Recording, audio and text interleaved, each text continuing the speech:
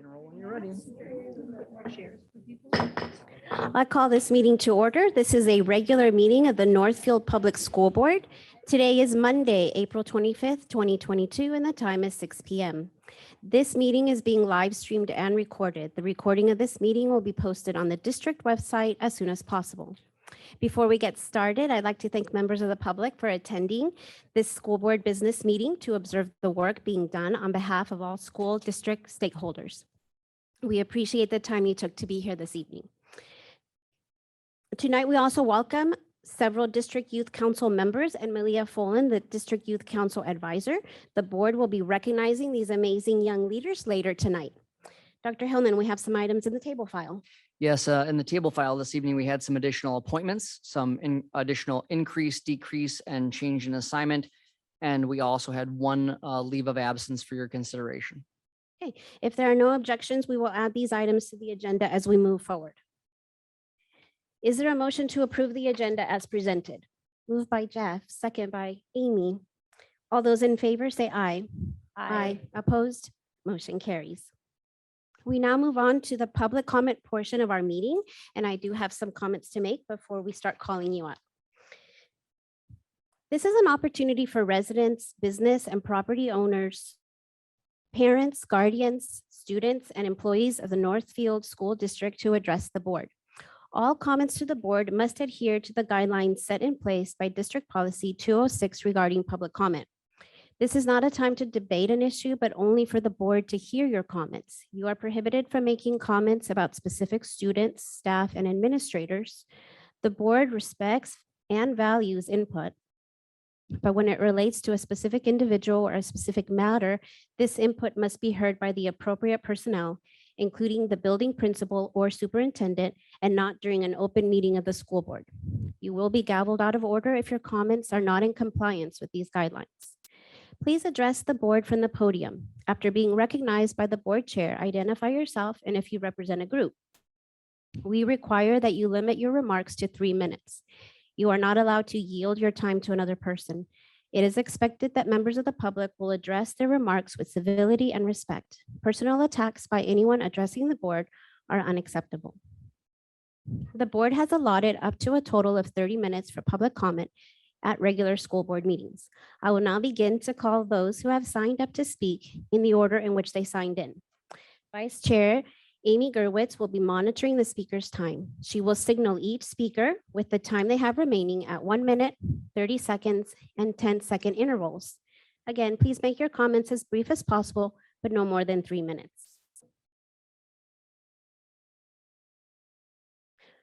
Yes, when you approach the podium, be sure that you're speaking right into the microphone, as if you move a little bit off, then it's hard to hear. Okay, our first speaker tonight is Kristen Hardner. Welcome, Kristen.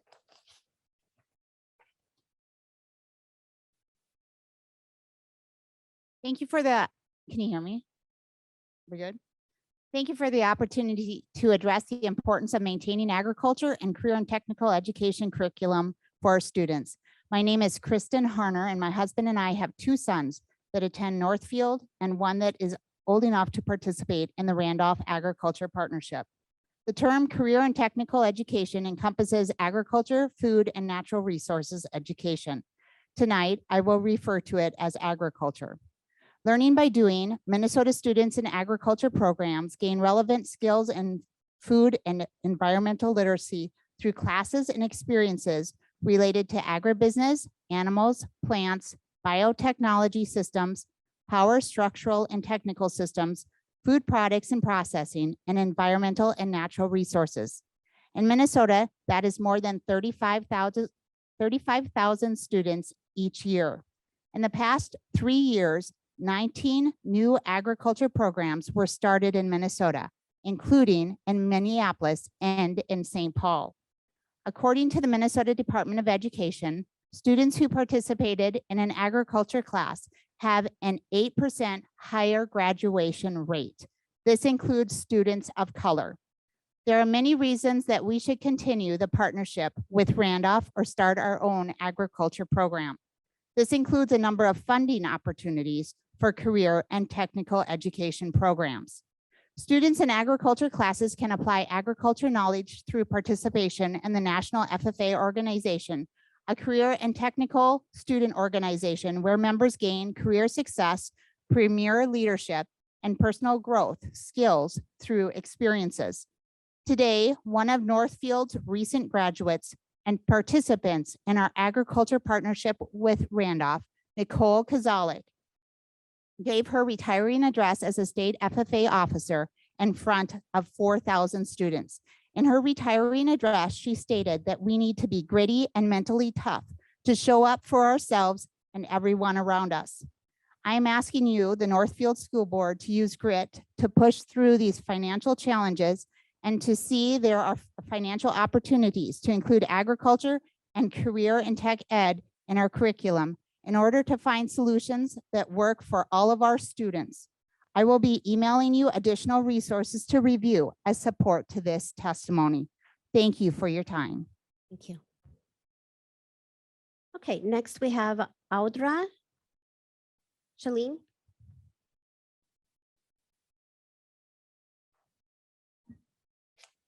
Greetings on behalf of the Randolph FFA alumni. I am Audra Shalene and am currently the board secretary.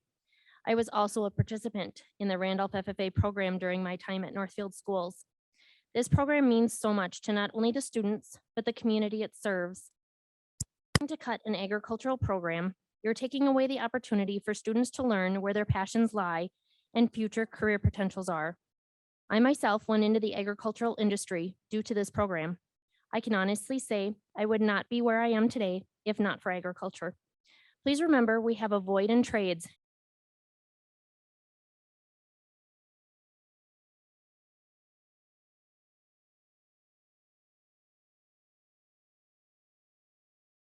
Okay, next we have Sadio Dubad.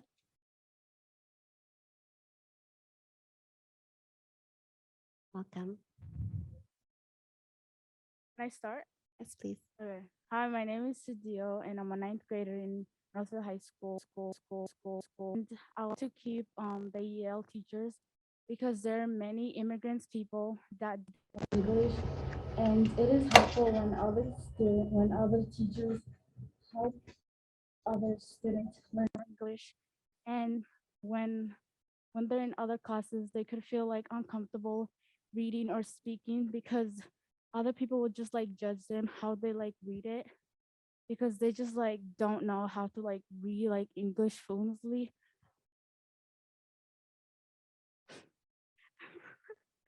And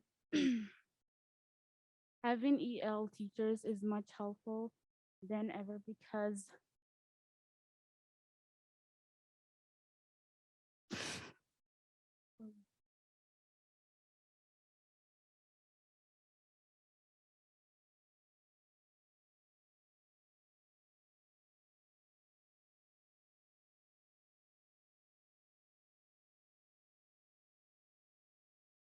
having EL student is important because there's many immigrants people that don't know English and they could learn more, and then having them disappear, other students will feel insecure about their English because like other people would just like judge how they like speak it and like read it.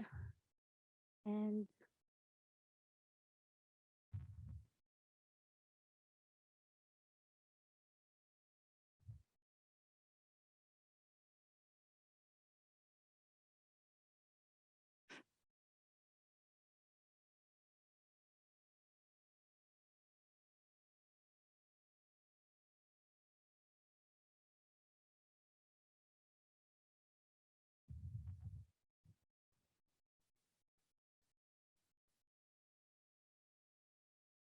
Thank you.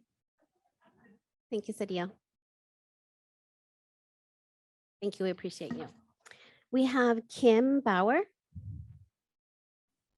Welcome.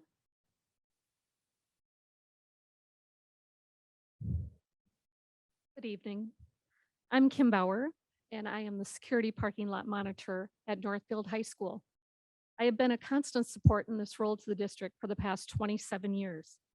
My title and position is more than just handling the parking lots. If I read directly from my position description, It monitors for vandalism and theft and trespassing. It informs school administrators of personal things and items that are on campus, monitors students for drug, alcohol, and tobacco use, monitors to inform of any incidents, contacts police, serves as a witness in associated legal documents. The monitor also responds to emergencies, conflicts, directs students and staff in crisis situations. I am currently working with my 10th officer. It's been an amazing role over the many years that I have been there. I would also like to make an amendment in the correction of my salary. I am not at 50,000. I am 20,000 less than that. It is 30,000. I hope in this day and age, as we move forward, for the safety of not only our students and our staff, that this role is considered as a vital position to protect everyone in the future that we hold. Thank you. Thank you. Next, we have Jennifer Lumpart.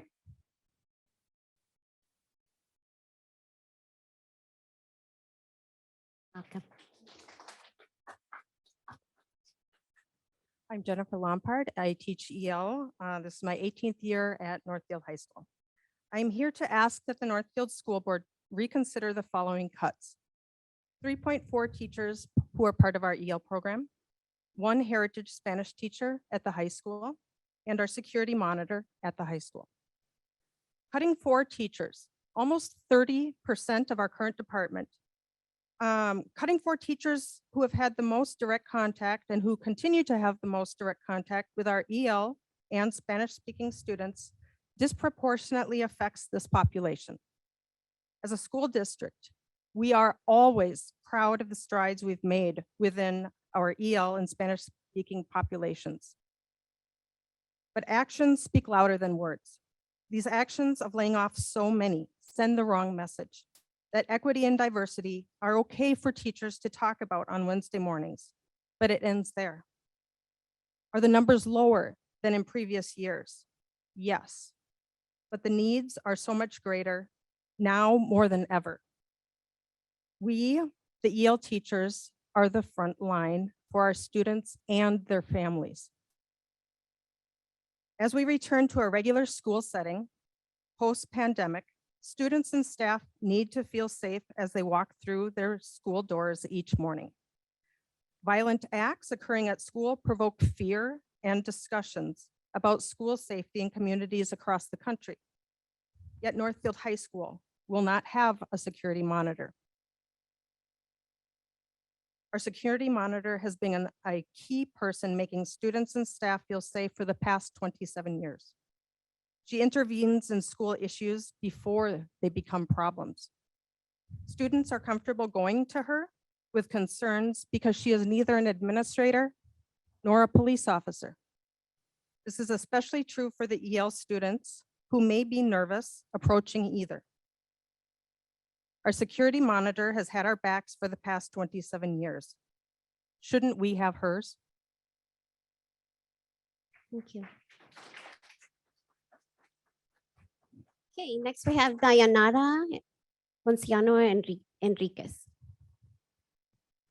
Welcome.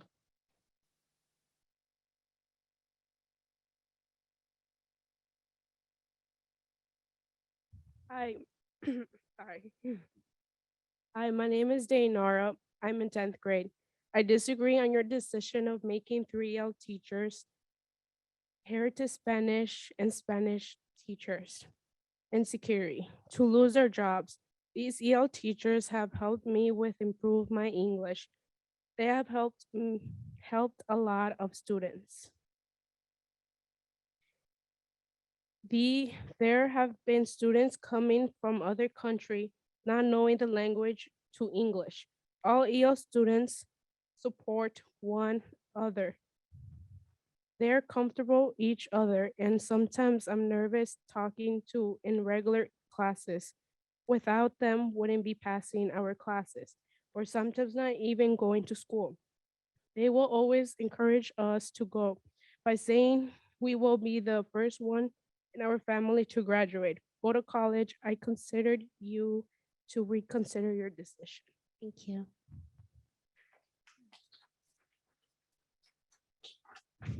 Next, we have Samantha Ponciano. Welcome.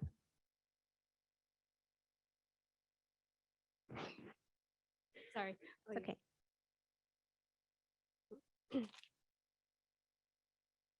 Hello, my name is Samantha and I'm in 8th grade. I am one of the many students that these teachers helped out. These outstanding educators helped me improve my reading and writing skills. Thanks to their hard work and beyond education, I was able to graduate from EL just last year. If you let them go, then you will be depriving several students from getting their education they need and setting them to fail. Please reconsider your decision and thank you for listening. Thank you. Next, we have Joseph Johnson. Welcome. Greetings. Thank you for the opportunity to speak. My name is Joseph Johnson. My wife Rachel and I are school district property owners and parents of elementary and middle school students.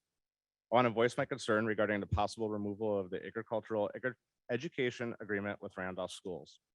Agriculture and agricultural education has had an important impact on my and my spouse's life, both personal and professionally.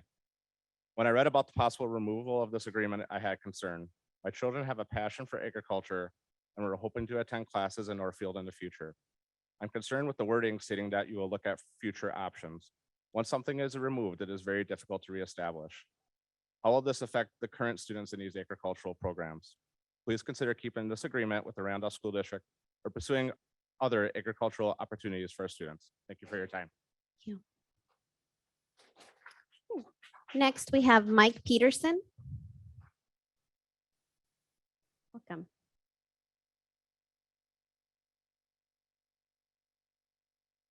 Thank you for the opportunity here to present. Excuse me. I'm here also concerned with the proposal to drop the partnership with the Randolph FFA and the Randolph School District. We're property owners. We're First Farm East of Northfield on Highway 19. I've had two sons graduate from the Northfield Public Schools. Also, one that was an officer in the Randolph FFA. The program, the way it's set up, I feel is an opportunity that kids aren't going to get even if you walk from one classroom to the next. I feel what it takes for integrity and responsibility to get back and forth and integrate into another student body and another faculty. I think those are life skills that we're not going to replace. I just feel the integrity that the students get and some of the self-esteem that they develop being a part of being responsible and in a program like that is very valuable. And to speak to the character depth and the integrity of that community over there that supports this program that we're welcomed into, and the way they appreciate the funds that we make available to create a stronger unit over there. Recently, it's the strongest FFA chapter in Region 8. That may be debatable, but not in my mind. And they are the largest FFA alumni in the state, the Randolph FFA alumni. So there's good depth there, good security that you're part of an engine that's working. We've just hired two students that are a product of that program that are coming back to be educators in that program. So it will have depth going forward, and it will have integrity. So our kids are able to merge into something that's highly successful already. I guess also, as I mentioned, that FFA alumni over there, we've just raised $15,000 for scholarship fund through an auction, which experienced wonderful community support. There'll be another event in August that'll probably raise $10,000. There was another individual that donated his farm. The kids of the FFA students of Minnesota benefited 35 scholarships from 35 scholarships because of that man's generosity. So we're a part of something fairly, with a lot of integrity, fairly great here. And I do wish we can continue that. So in closing, I'd just like to instill in you guys that is a very important program to our rural community and the Northfield School District. Thank you. Next, we have Yamalet Cortez.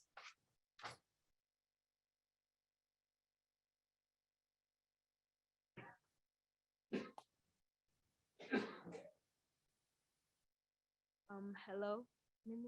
Yeah, you can move it down. Hello. My name is Yamile Cortez Herrera. Good afternoon to you guys.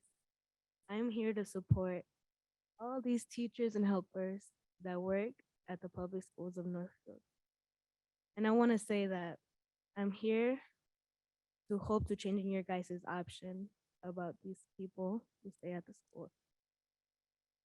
First, I want to say that I have impacted with a lot of these helpers, and not just about education, but into helping me and into helping one another of us students. It's about making impacts and connections with us, and they have did that to me. Made me feel like it's okay not to know how to speak English generally or how to do other things without knowing them, you know? And they have just made me feel comfortable with myself and to be outstanding and to still have a voice for us and for all of us. Sorry. And they have really made a special connections with a lot of people, and they have made it feel like a second home for us to come to them about our problems or about help at home or just things that we need help with in general. They have impacted in our lives a lot, and they don't just teach us or educate us about school. They educate us about like being the first person in our family to graduate school, going to impact and be bigger, to just do a lot of things in life that you thought you couldn't, to help you and inspire us, one of us. And that's all I gotta say. Thank you. Thank you.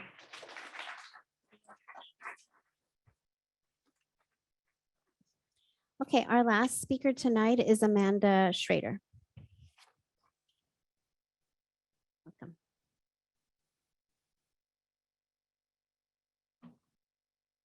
I'm Amanda Schrader, English learner teacher, and I'm going to speak fast because I got a few things I wanted to say. As an English learner instructor, I speak tonight knowing that our program is slated for heavy cuts. The current recommendation for EL will have a significant impact on our students. Recommended is a 30% reduction in our English learner staffing. Our program serves students who are limited in English, as many of my families are excuse me, as many of my families wouldn't be able to advocate for their student. I stand in their place, advocating, asking you to please reconsider such heavy cuts. While overall EL numbers have declined over time, I still have the same amount of classes to teach. There are just a few less students in the class. I am still responsible for meeting the needs of all EL learners. Grades K-5, including new to country students and special education students. Consider scheduling. Reducing elementary EL by 2.0 would create a scenario where remaining staff could not support the grade levels at the needed times, and staff would have less opportunities to support in the mainstream classrooms. Would there even be enough time in the day to ensure we are meeting all student needs per MDE requirements? Many of our students will require significant daily support from EL staff. If EL staff can't meet these needs, who will? As always, our department continues to do our best to meet the needs of students and families, but I ask you to please reconsider such deep cuts. Losing 30% of our district EL teaching staff has heavy repercussions. It's not just about overall EL numbers, but about how we can best meet student needs and provide equitable learning situations for students who may need years of support. I've seen our high school staff realize a student was absent, call home 30 minutes later, the student was in school. I see a direct connection between our programming and our district's higher than average Latino graduation rate. You can't deny it. Our middle school staff created the Cinco de Mayo celebration with their students. The newspaper has written articles and our district has featured the event. Elementary staff has met other needs that people didn't know existed. Feeding, clothing, helping, finding medical and dental care, advocating for additional support services when needed. And I get calls, emails, notes, texts, asking for help. Students and parents feel comfortable reaching out to EL staff, and EL may have been the only class that some of our students attended during pandemic learning because our class meets them where they're at. It's appropriate and the relationships are strong. With the strong relationships and trust, we can make a difference in academics. We are the people they can come to, and we help find the solutions. We are approachable and trusted, the place students and families go because we are a family. The district says we're focusing on supporting all learners, but how will these student needs be met? Significant cuts in EL staffing would be a step backwards in supporting diversity, backwards in helping all learners reach their goal, backwards in helping students feel welcome. Cuts will be hard all around. I humbly ask you to reconsider the proposed 30% reduction. This is a heavy hit to some of our most needy students. Thank you. Thank you.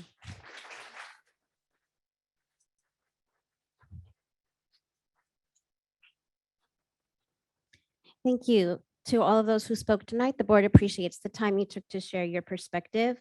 I hope that you can stay on and listen to the presentation on the budget prioritization process. If you're needing to leave, it is live streamed, so you can catch it tonight or watch the video at another time, but you're invited to stay on. Okay, announcements and recognitions, Dr. Hillman. We have no official announcements nor recognitions tonight, except for our district youth council recognition that you are going to take care of here momentarily. Okay, great. So I will now recognize the District Youth Council graduating seniors and one junior who will be gone their senior year with the Rotary Youth Exchange Program. A few opening remarks before I present each of you with your certificate of appreciation. The board is pleased to honor our District Youth Council seniors for their invaluable work to the district and student body. The District Youth Council, DYC, works to translate youth voice into action by providing connections between the school board, school administration, and the student body. They gather and provide youth input on school district-related issues to the Northfield School Board, district administration, and other school-related entities. DYC members also serve on various committees throughout the district. We thank you for your willingness to serve on our various committees and offer your unique perspective. Your comments have impacted decisions on COVID protocols, updates to district policy, and discussions on finance options. Some committees met early mornings before school starts. Some met in the evenings, squeezed between homework, dinner, and extracurriculars, and still other committees met on the weekends. We thank you for your commitment to this school district. To be a member of the District Youth Council, students must apply. They can be any year in high school, but must be willing and able to serve on a committee or board of their choice. Additionally, they met twice a month and serve on DYC subcommittees. You can find a member of DYC at our board meetings throughout the school year as they report back to the DYC on the work of the school board. There are currently 15 members in the DYC. The board thanks Malia Follen, DYC advisor, Julie Pritchard, board liaison, Dr. Hillman, and Zach Pruitt, HCI director, for supporting these amazing young leaders. We will now recognize each senior individually. We ask them to give us a highlight of their service and to recognize an individual who helped them grow during their time on DYC. Please hold your applause until the end. These are some of the comments the students made about a person who helped them grow during their time on DYC. Malia has always been someone I looked up to. She helped me problem solve and has been my rock. Dr. Hillman and Julie Pritchard were role models of incredible leadership. Graduate Alice Zhang's leadership pushed me to grow as a person. Fellow DYC members, Ananda and Grace, helped me grow during my time on DYC. Thank you for recognizing each other, students. It's meaningful to acknowledge our best work is thanks to others in our lives, especially as we just heard from our comment section. Okay, so if I can have the students, Amelia, I'll be calling you alphabetically. If you can come stand in front of the monitor and I will read a few comments and then hand you your certificate. So Amelia Arnold. Amelia has served on DYC for 3 years. She has served on Equity and Mental Health Subcommittees, Northfield Forward, Equity and Inclusion. Oh, right there in front of the monitor. There you go. You're the first one. You get to set the stage Yes. for everybody else. Yes. Yeah. Northfield Forward, Equity and Inclusion Committee, Policy Committee, Incident Command Team, Legislative Action Committee, and is co-chair of the District Youth Council. Amelia said a highlight for her was going to the Capitol to advocate for school funding along with board members Julie Pritchard and Amy Gerwitz and Superintendent Hillman. Her future plans include studying international relations and French at Lawrence University. Thank you, Amelia. Congratulations. Okay, next we have Chris Cardenas. Welcome. Chris has served for a year on DYC on Connections and Communications Committee and the District Finance Committee. Chris's highlight was getting to know his fellow DYC members better this year. His plans include studying economics and political science at Grinnell College. Great choice. You're welcome. Thank you. Next, we have Sylvie Hansen. Sylvie has served on DYC for 3 years. Her committees have been Connections and Communications Subcommittee, Northfield Forward, Communications Committee, Budget Committee, and is the co-chair of the District Youth Council. Sylvie shared her highlight was giving back to her school and community, being part of meaningful projects, and meeting new students. Her future plans include pursuing a degree in marketing and international relations or policy. Nice job. Here you go. Thank you. Okay, Mimi Keita. Mimi has served for a year on DYC on Equity and Inclusion Subcommittee. Mimi shared her highlight was seeing the placement of free period products in the high school bathrooms. Her future plans include attending St. Olaf. Congratulations, great choice.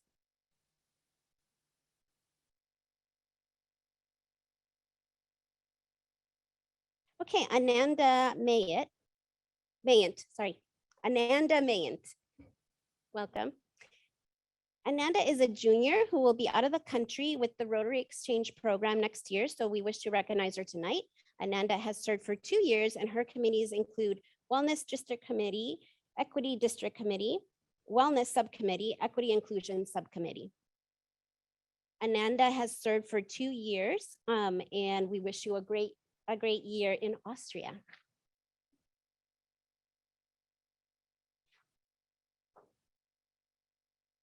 You're welcome. Okay, Simon McDonald.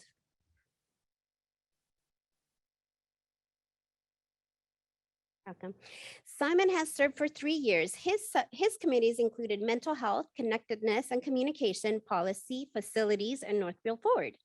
He plans to earn a degree in geology or natural sciences, either at Luther College or the University of Minnesota Duluth. Nice job.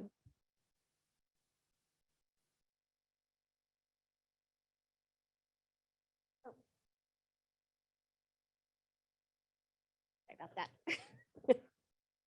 Okay, thank you. Okay, let's see. And so Julia Peterson could not be here. Is that right? Okay.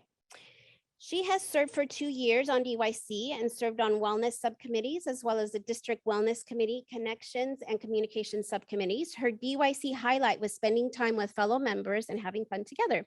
Julia plans to study biology at University of Wisconsin La Crosse in the fall. And then also David Rhodes. Hi.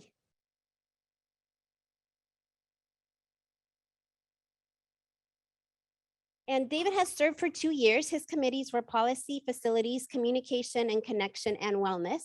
A highlight for him was working on the policy committee where he learned how much work and thought goes into district policy to reflect the district's values and goals. David plans on earning a computer science degree from Grinnell College. Nice choice. Thank you. Okay. All right, well, let's give him a round of applause.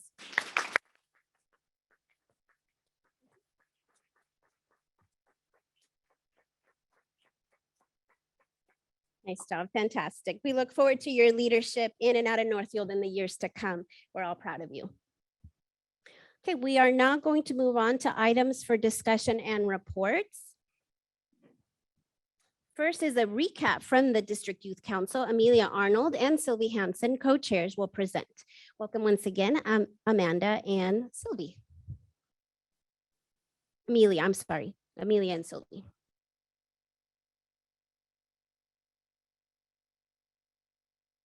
I'll switch you over there. There you go. Once again, my name is Amelia. Make sure you speak right into the microphone. Once again, my name is Amelia Arnold. And I'm Sylvie Hansen, and we have been the 2021 to 2022 DYC co-chairs. Tonight, we would like to remind you of who we are, our goals for this school year, and what we have accomplished. So as you all probably know, the DYC is here to foster connections between the school board, the administration, and the student body.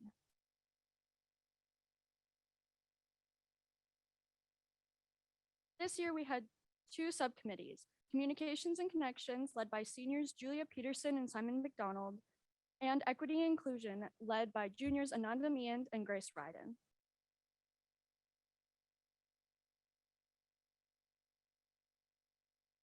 Our typical meeting schedule looks like this. The second Wednesday of the month, we have a subcommittee project work time where each subcommittee works on their project that they are working on at that moment.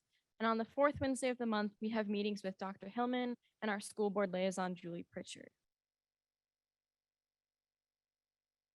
In addition to our meetings, DYC members also serve on district committees, which help us with our mission of fostering connections between all parts of the school district and community.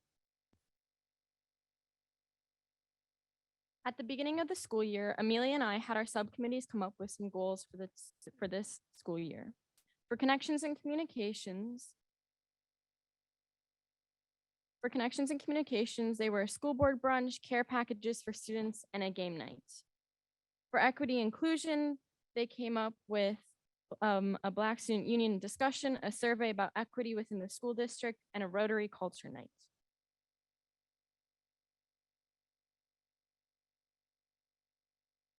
Over the last 7 months, the DYC subcommittees have worked really hard, and this is all they have accomplished. Connections and Communications planned a school board brunch, meet your administrators, COVID-19 updates, recruiting for DYC next year, and a mental health master document. For equity and inclusion, they completed a yearbook name changing, a survey about equity within the school district, and free feminine hygiene products for students.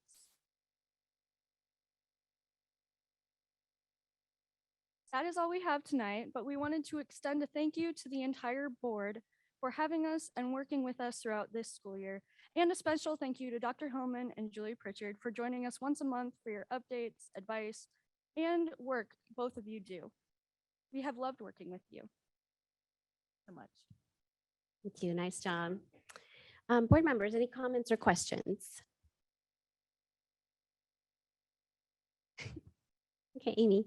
Well, I just wanted to thank both of you for your presentation. I have to say, working with the District Youth Council is also one of my favorite parts of my role here. So, and I know I've worked with many of you throughout the years, and I enjoy having your perspectives on all the different things that we're looking into as a board. You're a very important piece of what we do. Thank you very much. Julie. Well, I have to begin by echoing Amy's comments. Thank you. It's the voice that you provide for the district is just, the work you do is not insignificant, and we value your voice. So I appreciated getting your report and wanted to find out a couple of things within your equity and inclusion subcommittee work. You noted a yearbook name changing. Can you tell us a little bit about how that came about and where that's at, and what sort of moved the group to consider doing that work?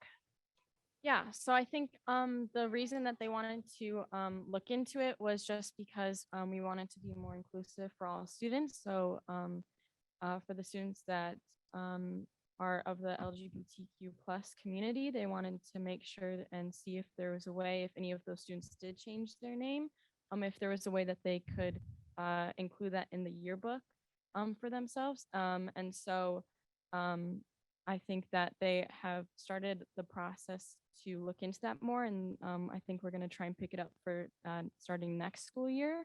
I think, yeah. Okay, yeah.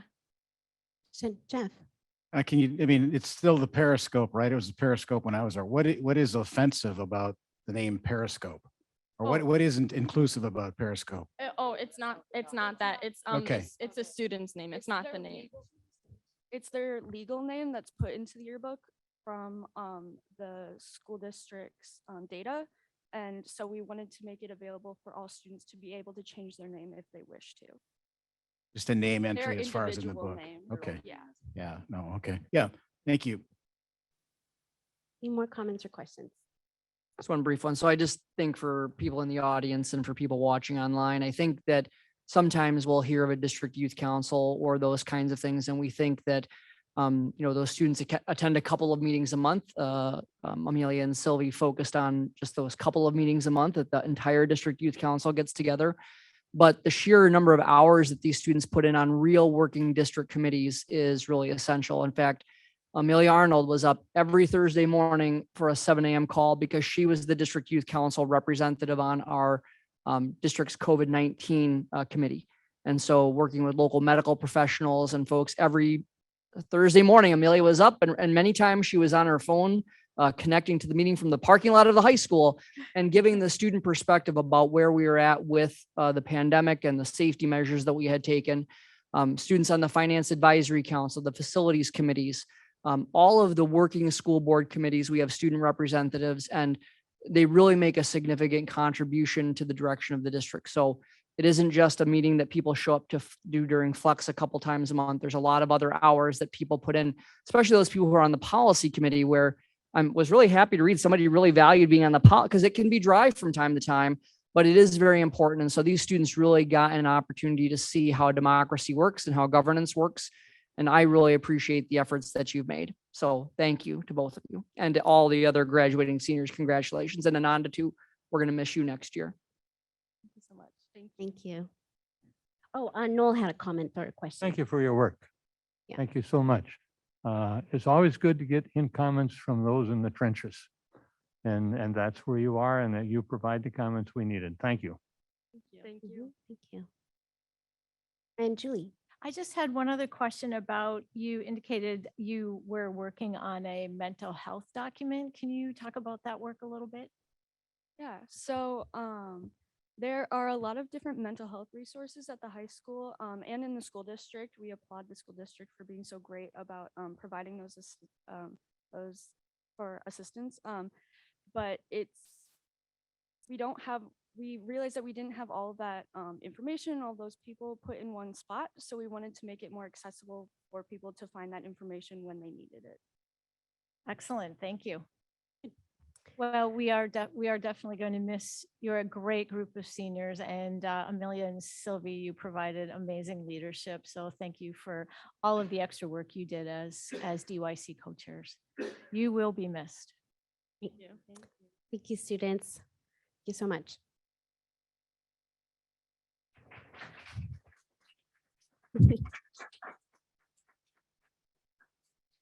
Okay, next on our items for discussion and reports is Director Laura Stelzer, Executive Director of Arcadia Charter School. Together with Dr. Hillman, will provide an overview of the next 5-year contract application for Arcadia. Welcome. So I'm going to just share, this is going to be a fairly brief presentation, and then we'll have a chance for anybody to have questions of where we're at in the contract process. So we go back to just remind people that Northfield Public Schools is one of only 2 traditional public school districts in the state that still go through the rigorous process of becoming a charter school authorizer. So we have 2 wonderful charter schools within the district, Arcadia Charter School and Prairie Creek Community School. This year is the end of Arcadia Charter School's 5-year contract, and so we are working through that contract application. Board members may remember that the 2 charter schools gave their presentations, their annual reports in January, and that Laura has been back since then to talk a little bit about and to help present on the upcoming contract renewal. Obviously, when Laura gave that presentation, we were just coming off of that really huge January surge in COVID. And so we did not have the application for renewal at that time. So she has really presented all of the information that is in the contract renewal packet tonight. So we're not going to go through those pieces again. We've presented those to you a couple of times, but per our charter school authorization process, we need to present the board with that application. Laura and I are working out the details of the next 5-year contract. That contract will come before you for a first reading at the next board meeting. And then we would ask you to approve that contract, that 5-year contract at the May 23rd board meeting. So we are very proud of the relationship that we have both with Prairie Creek and with Arcadia. I completed, as I reported at the last meeting, my annual site visit at Arcadia a few weeks ago. I had a wonderful experience there. And again, we just brought the contract application into the board packet tonight. No additional presentation, but Laura's ready to stand if there are any questions on the contract application itself or any questions about the future timeframe here. All right. Thank you so much for having me back. And so you had the application in your board packet. Did you have any questions for me in addition to what I've presented previously?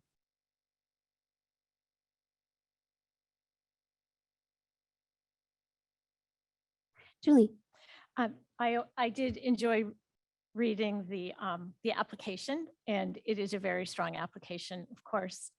Just excellent work. And I was recalling when you made your presentation and just the impact you had on me in terms of your understanding of project-based learning and how important it is, and how you, as Dr. Hillman has articulated, you've really refocused and double down on that amid the COVID-19 pandemic challenges. You have really refocused that, and I think it makes for a really strong application. I appreciated that you were addressing your math scores and really owning those and talking about the multiple approaches you're making to improve those scores. But excellent science and reading scores, just really incredible. And the parent engagement survey was really a pleasure to read. And it was just great how the parents expressed strong support for the school, its mission. And I'm sure you were heartened to hear that they really consider you a very effective and strong leader. So I look forward to seeing this application come through. And I appreciate the work that it took to put this application together on top of everything else that you have to do. And for Dr. Hillman sharing your site visit with at Arcadia, and just really getting to understand his perspective, and what the site visit was really excellent in meeting with school board members and parents and teachers and staff. So thanks for your work on this. Thank you. Great. Any more comments or questions? Hey, Amy. I just have an easy question. Sure. With your PSEO students, are they mostly students who've come up through Arcadia and then their final year or two, they decide to do PSEO? And okay. Yep, I think the majority of them have been there at least as long as I've been there. And this is my 3rd year. So presumably, yeah. All right. Thank you. Thank you, Laura. Any more comments or questions? Hey. Thank you very much. Thanks, Laura. Okay, now we have Stephanie Stormy, Director of Child Nutrition, and will present the proposed 2022-2023 Child Nutrition Fund Budget. No board action is required tonight. Welcome, Stephanie.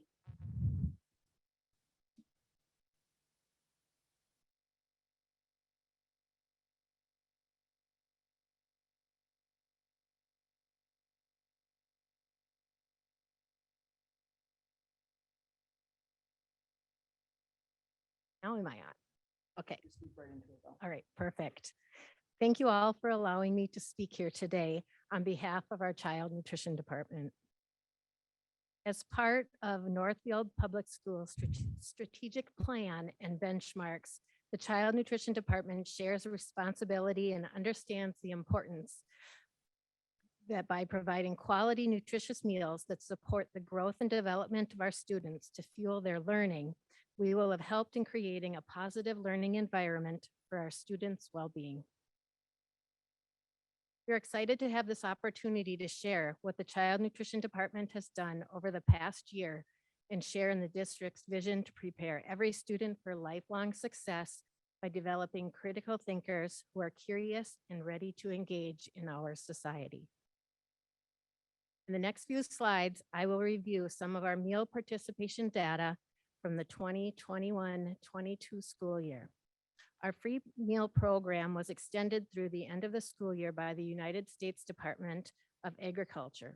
All students in grades pre-K through 12 and enrolled in the school district received free breakfast and lunch on student contact days. These free meals did not extend to online learners for the 21-22 school year. Supported students were not eligible for these meals. This slide represents approximately how many meals were served through March 31st at each level of our schools comparing to the two last school years. Breakfast has been proven to positively affect learning in children in terms of behavior, cognitive, and school performance. Offering breakfast for all students at Northfield schools ensures that every student can be ready to learn every day. Data collected through March 31st shows that so far this school year, we have served over 134,000 breakfasts, which was an increase in breakfast meals by approximately 68% from the 2020-21 school year during the same time period. Also, you can see that our total breakfast meals through March 31st has almost surpassed our total breakfast meals in school year 21. This increase is due mainly because of the free breakfast for all students and the addition of breakfast at the NCEC. We were able to offer breakfast at the NCEC through all meal waivers provided this year with the USDA.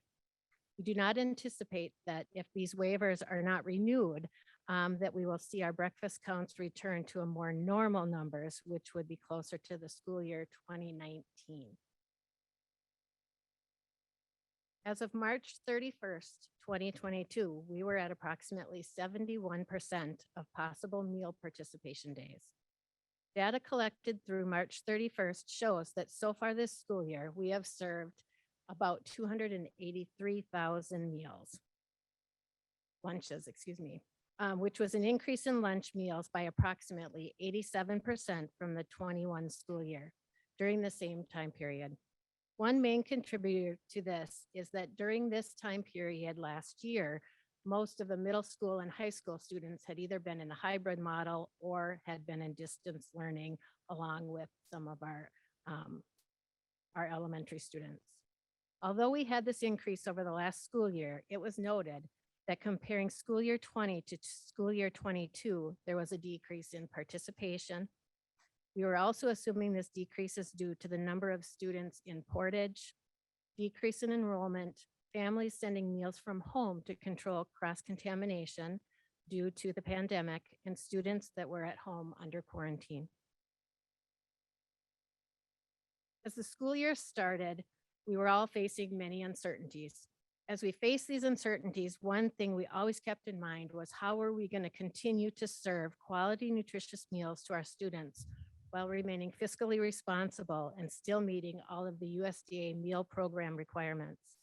Nationwide, the manufacturing and distribution industry has been experiencing severe staffing and labor shortages, as well as rising costs of materials and transportation. These issues are impacting schools with unanticipated food shortages, outages, substitutions, increased prices, and reduced options. School nutrition staff have had to make last-minute changes to their regular menus based on food availability.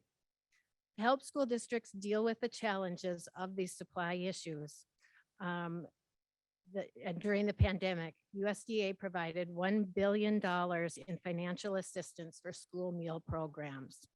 Northfield is eligible for approximately $66,000, which can be used toward milk and fresh produce purchases.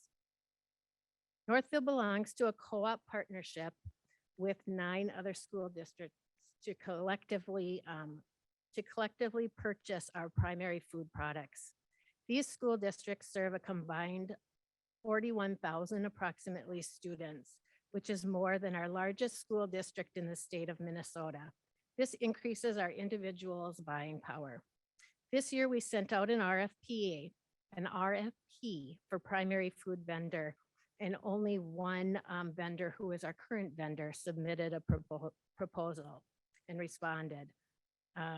The group followed up with other vendors to see why they didn't submit an RFP. And some of the reasons for not submitting a proposal were because of the lack of truck drivers, new routes, do business, overall conditions of the supply chain in the food industry, which makes it very difficult for vendors to increase their new business. Since we've had Indian Head, or now known as IFD, over the last 4 years, and they've really helped to support us through the pandemic, we feel that they're going to be able to continue to support us. They've managed through the driver shortages, the food supply shortages, and we're confident that they'll continue to meet our needs. As we try to continually improve as a department, we took the opportunity to evaluate changes made as the result of the pandemic. We've made some adjustments to increase our efficiencies in programming, such as reducing the Bridgewater lines. I don't know if you've ever been at Bridgewater during the meal service, but we had 4 lines there, and it got pretty crowded, lots of kids going in different directions, maybe not really understanding where to go. So we've streamlined this. We've reduced the process down now to 2 lines. It's helped to decrease congestion and disruptions at the end of the line. And so this is a process that we will continue to follow. This picture shows on the left, the service at Bridgewater, and then on the right is the students are selecting their fruits and vegetables. That's a picture at Spring Creek. We've also changed to pre-made salads at all elementary schools and the middle school to reduce food waste and increase efficiency of line service. We're excited that we are able to continue returning to regular meal service, such as our salad bar and mobile food cart at the high school and the subline at the middle school. One of the USD recommendations to offset product shortages was to work with local farms. Prior to the pandemic, we worked with many local farms in an effort to support our farm to school program. We continue to do this each year and try to grow our program. This year, we worked with Thousand Hills out of Cannon Falls to purchase beef that could be used in a beef and broccoli stir fry. We also received a Mini Bites farm to school grant in the amount of $5,000 that we were able to purchase apples from a local farmer. Next, I would like to review the proposed budget for the 22-23 school year. Due to so many uncertainties during this school year, it was really difficult for us to forecast our revenue and expenditure assumptions for the 22-23 school year. Revenue for the 22-23 school year was calculated using data from the previous 3 school years. Typically, we look at just the previous school year, but because of all of the uncertainties, we went back 3 school years and really looked at all of the items that encompassed that time. At this time, USDA has not announced operational plans for school nutrition programs for the 22-23 school year, and we do not know yet what the state or federal reimbursement rates will be. Our current plan is to resume regular program operations for the school breakfast and national school lunch program during the next school year. To be conservative, we're assuming reimbursement rates will remain flat, and we will be returning to the national school lunch breakfast and lunch program reimbursement rates.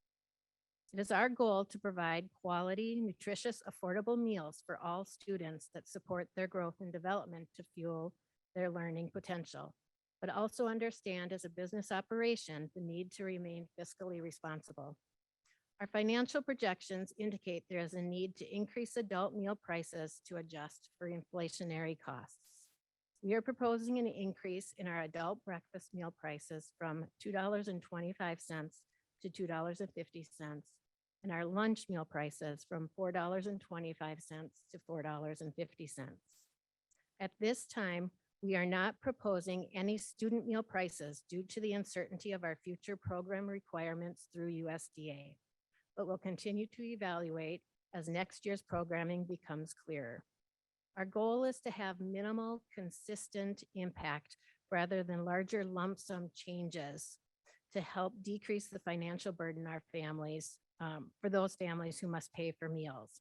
We want to ensure we are in a place where we can continue to make incremental changes and feel families can be made planful for this type of meal increase. The proposed budget revenue for the school year 22-23 is $2,236,019. Some expenditure assumptions. After consulting with our food vendors regarding the expected market for the 22-23 school year, we are unable to accurately determine anticipated food costs due to the above mentioned supply chain issues. This year, we budgeted using actual staffing hours and rates to get more accurate data. We are also assuming that there will be a decrease in meal participation if we return to paid meals, which will directly impact our expenses. Due to lower meal participation and the above mentioned expenses, we expect to have an additional spend down in our fund balance for the 22-23 school year that will put us well below the 3 months operating expenses. The proposed budget expenditures for the 22-23 school year are $2,491,863. We will consistently demonstrate good stewardship by analyzing information, prioritizing needs, and managing our financial, physical, and human resources to support our district's strategic commitments. We propose a 22-23 budget with total revenue of the $2,236,019 and expenditures of $2,491,863. Currently, we expect our fund balance to end higher than projected by the budget for this school year. I know the 21-22 adopted budget shows a significant deficit, but as we continue to analyze our data, this does not appear to be the case. This would improve the outlook of the 22-23 ending fund balance. We are projecting to end fiscal year 23 with a fund balance of $102,112. The fund balance maximum for the school year 22-23 should not exceed $830,000. While MDE sets a maximum fund balance, our department goal is really to work towards maintaining 16% of expenditures to be consistent with other funds in the district. For 22-23, 16% of our expenditures would be approximately $398,000. While our proposed budget is projected to be less than this, we are monitoring this year closely. Due to the pandemic, it has been challenging to assess where the program is at and project our revenue and expenses, as I had mentioned. We will continue to monitor our revenue and expenses for the remainder of the school year.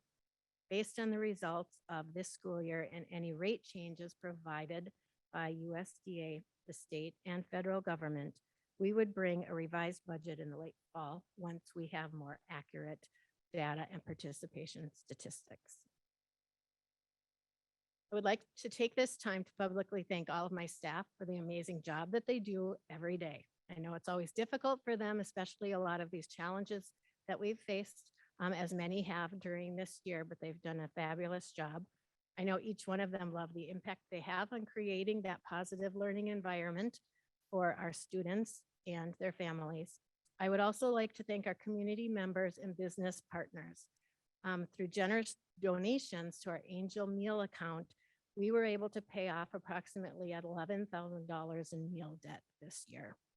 We understand that this was a one-time opportunity, but are very excited about the impact it will have on so many families as we transition back to paid meals next fall. Thank you. Thank you, Stephanie. Thorough report. Any comments or questions from board members? Thank you for your report. A comment and a question. The comment is, I think it's good that you increase the, or the increase goes up every year in smaller amounts than all at once. It's sort of pay as you go, as opposed to, a family could go through for a couple of years and then be out, and then someone else comes in and has to pay for sort of what the previous families accumulated. So I think that that's a wise thing. Is it ever possible that the fund balance could go negative? And what would happen if that did? It is possible. We monitor that closely. And the reason we do that is because child nutrition operates on its own budget. We're kind of like our own little separate business within a corporation. And what can happen then is if we don't have the funds in our fund balance to help, then we have to get help from the district. And we don't really want to have to take those dollars from the district because then that impacts all other programs that they have. Val, I don't know if there's anything else you'd like to add to that. So MDE has a process where if the child nutrition fund balance has been negative for 3 years in a row, then they will look to the district to basically financially support them with general fund dollars. I can assure you under Stephanie's watch that will be very unlikely. She has all the details under wraps and is constantly monitoring it and making sure that she's doing things that are helping to improve her bottom line. The numbers projected for the budget were, again, last year when things were very unknown, and we're currently projecting probably a $200,000 surplus, which will be a significant change from what's projected. So we're not anticipating that in the near future, but it could happen, and that is the typical process for that. Thank you. Julie, did you have a question? Oh, I'm sorry. Amy, did you have a question? Thanks, Stephanie, for the presentation. I actually have two questions. One is about the breakfast numbers. I mean, the breakfast numbers in the elementary school just increased enormously in this last year. And it's because they're free. And I'm imagining that's also because are they being fed in their classrooms as part of the school day? So the food is right there, easily accessible for them. We have two of our elementary schools who are receiving meals in the classroom. Spring Creek does, and Greenville Park Elementary. Bridgewater, the students still go through the line and eat in the cafeteria. So that has really helped for numbers. It's the students are getting it right there at the start of the day. So we've seen a huge increase in our breakfast numbers there. Also, prior to this past year, the NCEC did not receive breakfast meals. And we're serving probably around 70 breakfasts a day at the NCEC. So that's something else that's really impacted those numbers. It seems, I mean, breakfast is such an important meal that I would love to find a way of keeping this available for these students. And then, the middle school and high school students, I'm imagining that they don't have the same ease of access for breakfast. Correct me if I'm wrong. And they probably just arrive right before school starts.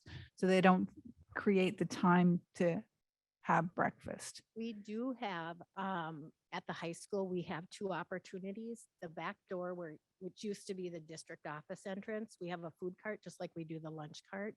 So as students come in the morning, they're able to grab a breakfast as they go to the classroom, and they can eat in the classroom as well. And then we also have the opportunity in our cafeteria. So if they're coming in door number 10 or door number 1, they can go through and get breakfast at the high school too. A lot of times I think what we know is students, older high school students, they're not as hungry in the morning. So sometimes it takes a while for them to actually realize that they are hungry. So when they're coming in that early, they may not be as interested in grabbing something. Middle school, also students, we have the cafeteria open. I think it's from about 7:15. So as students arrive and when they come in off the buses, they're able to go and get a meal and then bring it up and eat it. So there is the opportunity. It's just there isn't necessarily the interest or maybe the need that the students feel that they're as hungry. Well, I'm glad there's the opportunity at least for that meal. My second question or comment is about the revenue piece of the puzzle. And I just was noticing how the federal sources of revenue between last year and this year seem to be cut in half, but yet they're still providing the free lunches and breakfast for everyone. So is that number for this year's adopted budget, is that an accurate number for the federal revenue, or is it going to end up higher because they're covering meals? I'll take that one. Okay. Yes, so the budget is not reflective because we did it last year on these same assumptions. So in total, we'll probably come in slightly under this number, but it will be more heavy federal rather than the local. So it's just a shift. The total budget works, but the allocation will probably change. Okay, that helps. Thank you. Okay. And Jeff had a question and then Noel. Yeah, thanks for your report. Obviously, we're living in some hard times with inflation. People are talking about food shortages, fuel costs are up. And I'm just wondering, kind of in the world that you're in with putting budgets and going back a few years and predicting the future, maybe you're not seeing that yet. What are your comments as far as, with 40-year high in inflation and interest rates going up? I mean, are you seeing anything? Are you seeing food shortages? Are you seeing any hard time getting food or supplies or anything like that so far? So we've been fortunate enough, we are seeing, we do have several outs, which were notified by our vendors. Typically, we're able to find another product that's very similar, just to sub out. It may not be the exact product that we like to serve our students or that we would typically bring in, but we've been able to serve fairly a like for like. Chicken, for example, tends to be one that now we'll see probably how that's going to be impacted because of the bird flu. But over the past months, we've seen that with chicken, poultry products and beef have been kind of an issue. Then that kind of spirals down because when those products aren't available, a lot of schools tend to have, maybe products like cheese pizza or cheese quesadillas and things. Well, then there becomes the shortage of that. It's not just the product shortage, though. It's a lot to do with the labor shortage that we've seen.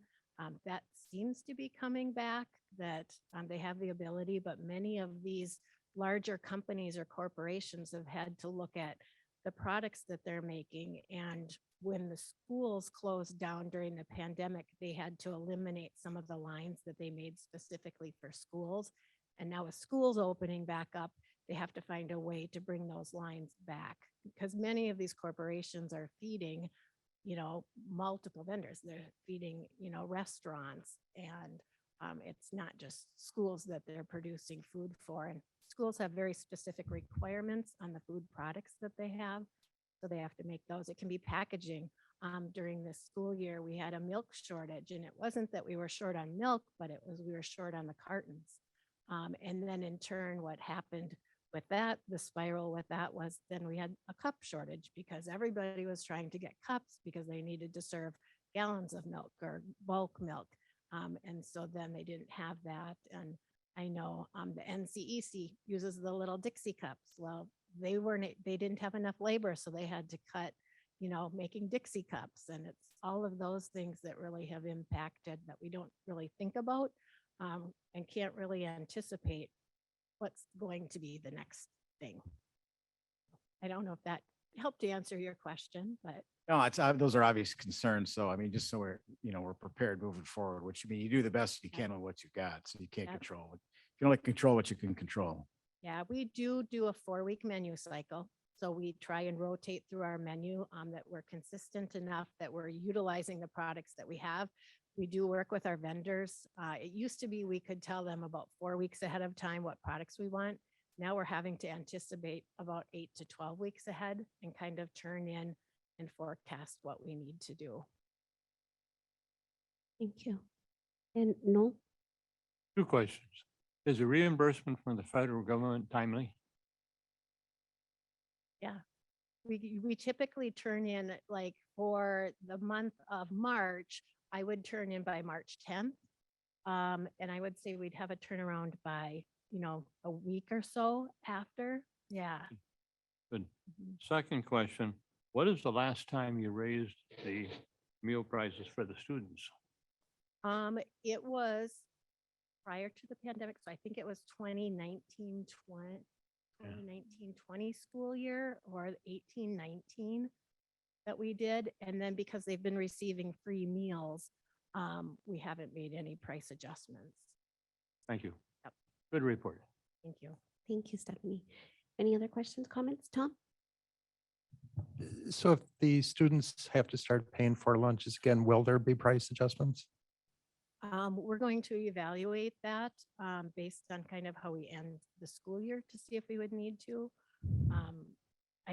I guess I can't really say any more than that because we'll have to look at what cost increases are, if there's any other adjustments in the economy or what we're looking at as far as inflation and those types of things, if we need to kind of stay with that or if we can manage. It's our goal not to have to do that. We know it's going to be an adjustment for families because for the last, 2+ years, everybody's received free breakfast and free lunch. And so it is going to be an adjustment to have to start paying for those meals again. Thank you, Julie. Thank you. We always look forward to having you come and present. And I appreciate Jeff's question because it really, you were able to articulate how challenging your life is right now and always is in child nutrition. I just think you do a masterful job at what you do and the quality, the food that you serve students. I mean, the pictures are always just so delightful. And I was able to catch your podcast interview with Jeff Johnson on Kim Radio, and he asked some really great questions, but I thought you did a really great job of articulating for the community how difficult the number of things that you have to talk about, fat and calories and sodium and all of the different guidelines for all of the different age groups. And then to be able to highlight for a community the successful farm to school program was just, it was great. I hope a lot of people in the community caught that podcast. One thing you talked about on the podcast was the waivers you got from USDA. Do you anticipate those will continue? The waivers were based on, well, I guess the question I have is what were the waivers based on and would those continue from USDA? So there were over 100 waivers that were implemented for just child nutrition programming since the pandemic occurred. At this time, none of those waivers are expected to continue. They will, June 30th, I believe, is going to be the cutoff date of the last waiver. They ranged from typically we have to serve in a congregate meal type setting to allowing students to come and pick up meals that were served outside of regular times. So our meal pickups were that, the types of foods that we served. So if we weren't able to meet all of the requirements, for instance, the vegetable requirements, we have to have so many subgroups, so many portion sizes offered during a week, but they had waivers that if we weren't able to meet those due to the inability to get those products, that we would be exempt from any financial implications for those, the milk challenges. So there was a whole variety of them, like I said, about 100 meal waivers that were implemented for us. As if you don't have enough to keep track of, and then you had all the waivers. So I know we talked about it last year when you were here, but we just cannot, really thank you and your staff enough for the work that you did throughout the pandemic. It was incredible, the meals. And that was the other thing that I hope the community heard is that there were times in the pandemic when students were picking up 5 days worth of food. And so you served hundreds and hundreds of thousands of meals, and your staff as frontline workers were truly heroes. And you are such an effective leader and such a strong leader. And I agree with Val, your stewardship is always, top of mind, but yet you are at the heart for doing whatever you can to serve our students the best of your ability. So thank you for all your great work. Thank you. Any other questions or comments?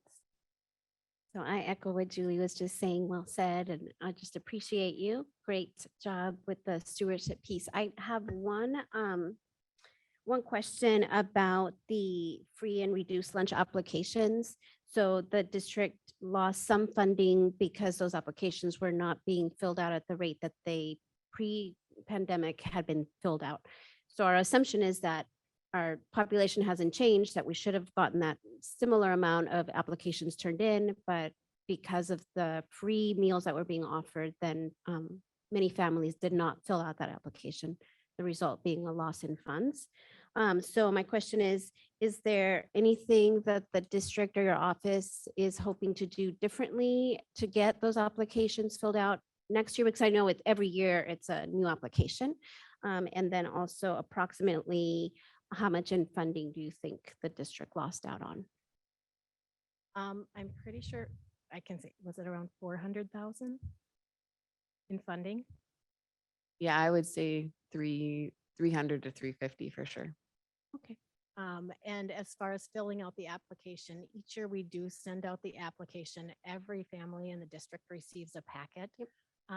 In that, I think maybe we'll add an additional piece that encourages them to apply, stating that it helps with compensatory aid with the district. It helps with athletic fees and activities, you know, all of those types of things. So what are the other benefits for them to complete the application? We did do that on a postcard that did go out to all families last year. We do follow up. Applications carry over for 30 days into the next school year before families are charged. And that's going to be a difficulty this year because with so many families not applying right away that first day of school, they are going to begin to be charged for meals. And so just the importance of getting that application out, a reminder that if they didn't have that, they won't have that 30-day rollover. Then we do contact them by email, by phone. We've had people reach out, you know, individually, calling families who maybe have applied before. So we try various ways, postcards to continually reminding people to encourage. We did even have a booth that was up over at the NCRC. There was an event going. And so we had something just kind of advertising the fact with that. But there are kind of rules and regulations on what we can do as far as how much we can, you know, be available for that, because if families are coming up and talking to us, it may be seen as, you know, kind of that somebody is filling out an application and can be questioned about that. Okay, thank you so much. Any other comments or questions? Hey, thank you so much, Stephanie. Thank you. Okay, our next item for discussion is Dr. Hillman and Director Murdesdorf's presentation on the budget prioritization plan. We will hear a recap of the process, review of reduction recommendations based on input from the 3 budget teams.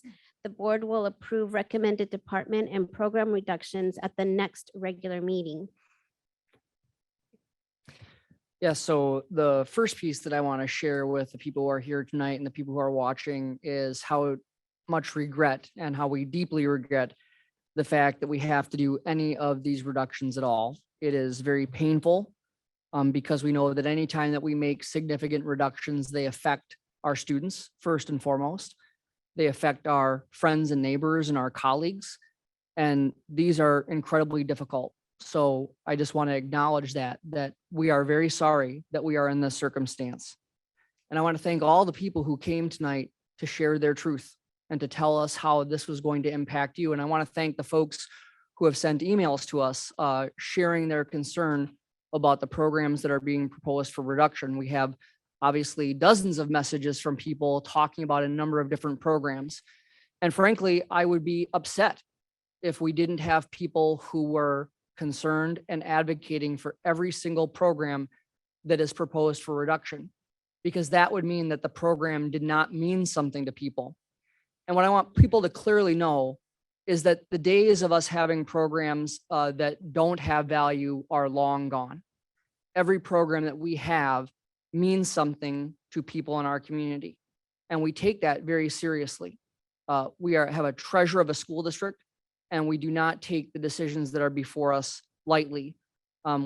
Our team and members of our community have put in dozens and dozens of hours reviewing and trying to make the best decisions that we can within the scope of our school district vision, our strategic commitments, and our strategic benchmarks. I do truly hope that the people who have spoken tonight and the people who are watching online and the people who have sent emails will remain engaged in this vital issue. This issue is not going to go away. It won't go away for Northfield School District, and it will not go away for any school district in Minnesota. So I'm going to share a little bit up front here about the process. And then Val is going to share just the line by line, very brief description of what's being recommended. And again, I want to just reiterate what Claudia said, that we are not asking for anyone to vote on any of these reductions here tonight. So I think the key thing is to always start with the why. Why do we have to do this? And as we know, we've said it numerous times that unfortunately, the district is experiencing declining enrollment. We commissioned a demographic study. We got the results of those in January, and we're projected to have approximately 400 fewer students over the next 10 years. And around 70% of the school district's funding is directly tied in one way, shape, or form to the number of students that we have. We are in a strong financial position. That strong financial position has been validated numerous times by external agencies, including recently when Standard & Poor's assigned the district a prestigious AA+ bond rating. There's only 3 districts in the state who have a better bond rating and only 2 that have an equivalent bond rating. So we're starting this from a position of financial strength. But we have to act with a sense of urgency now before our financial situation is an emergency. And we have to also go back that we have had chronic state underfunding. And over the last 30 years, we have only had a handful of legislative sessions that have resulted in increases to the per pupil basic formula that have met inflation. In fact, you will hear politicians tout that last session, they gave a historic investment in education, a whopping 2.45% increase to the per pupil basic formula. As many people here know, the latest inflation rates are at 8%. So even in the year when we got the historic investment, we didn't even come close to inflation. So when we have a combination of a declining enrollment and chronic state underfunding, it results in deficit spending, which we've had to do for 2 of the last 3 years. And we have maintained a very strong budget reserve that has allowed us to weather the difficulties presented by the pandemic and some of these other financial issues that I know people are very aware of. And so we implemented a priority-based budget model, and a priority-based budget model is intended to make sure that we align the resources that we have available and the expenditures with the strategic plan, the vision, the commitments, and the benchmarks. We also have made sure to do the best that we can to have as transparent of a process as possible. We invited parents, we invited students, we invited staff members, and the community to participate in the priority-based budget process. Over 70 of our friends, neighbors, and colleagues and students in this district participated in this process. Every single person who said that they wanted to participate were invited to be part of a team. Those teams met 4 times this winter, and they wrestled with incredibly difficult questions about what are the programs and services that give us the best chance within the limited resources that we have available moving forward to be able to achieve the goals and the benchmarks that are set out in our strategic plan. So again, we take no pleasure in having this process before us. We are now in the program prioritization process, or excuse me, we just completed the program prioritization process. And we are now in the part of the framework where we are asking the board to make some priority decisions. The next steps in the process are that next Tuesday, May 3rd, we will have a community forum that will be at Northfield Middle School from 5:30 p.m. to 8:30 p.m. That will include a short presentation that you'll similar to what you've heard before. Then we will have 7 different rooms in which people can go to and they can engage with a board member and some administrators. There'll be an opportunity for questions and the chance just to discuss how these budget impacts will impact people in our community. And a smaller group format than just being in an auditorium. Then we will come back to the middle school auditorium and we will have a more extended public comment period. It will be a little bit different than our board. The same rules will apply with the exception just to be able to get more people to be able to speak. We're going to limit speakers that night to 2 minutes as opposed to 3 minutes, but we do plan about an hour for that because we really want the public to be heard. These are difficult decisions that are before us, and we want people and we want the board to hear our community's perspective about those. On the 9th of May, we will ask the board to vote on the final program reductions. And then we start the process. We're required by law to adopt a budget by June 30th of each year. So again, as we talk about these, the recommended budget reductions, Val's also going to talk about a little bit just about the priority statements for each group. And I really want you to stay engaged. The legislature is meeting right now, and over the next few weeks will be critical. The legislature is sitting on $9.3 billion with a B dollars in a surplus. We could easily wipe out the deficit that we have simply if the legislature would fund the special education cross subsidy. That means the amount of dollars that we spend out of our district's general fund to support special education programming that's required, and I would say morally imperative for students with disabilities, but they don't reimburse us for that. In Northfield alone, that number is $5 million.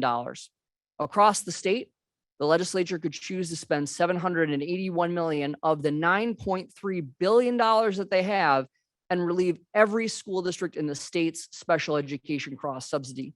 And I don't think it's coincidental that $5 million would cover the $4.5 million in reductions that we are proposing to make over the next few years.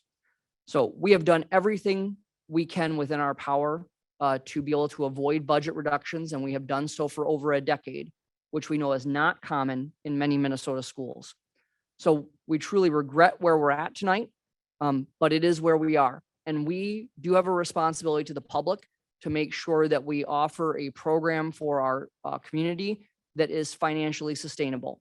So as hard as these discussions are, it is what we are required to do. And so we are going to walk through the different packages. And then we do have district administrators here tonight who help participate in those committees that are available to help us answer questions. And I do know that we will talk about the EL program right at the end of the initial presentation, because I know board members have asked questions about those proposals. So I want to make sure that you get those questions answered. So I'm going to turn over to Val and ask Tim to bring up the document on the screen so that people can see what Val is talking about. And then Tim, we'll just have to tell you when to scroll down a little bit. Thank you. So we're going to start with the elementary package. The priority statements that are listed in the document have numbers in front of them. And just a reminder that that is the number of votes. We gave each participant in that group 12 dots, and they were able to put as many dots on whichever items that they prioritized highest. And so then we sorted those and then worked to set up the budget in a way that would fund those priorities in a way that made sense. So the priority statements for the elementary package, Tim, will you scroll up to where it says elementary package, or scroll down, I guess, a little bit, right there. Thank you. So the highest priority was maintaining current special ed spending without increasing spending. Again, getting at that maintenance of effort requirement that we have with special education. The next priority was K3 class size of 20 or less, and grades 4-5 having class sizes of 23 to 25. A high quality early childhood education, including the full day preschool section at the NCEC. Access to science, music, and art in addition to core curriculum. I do want to just clarify that this was really getting at having specialists.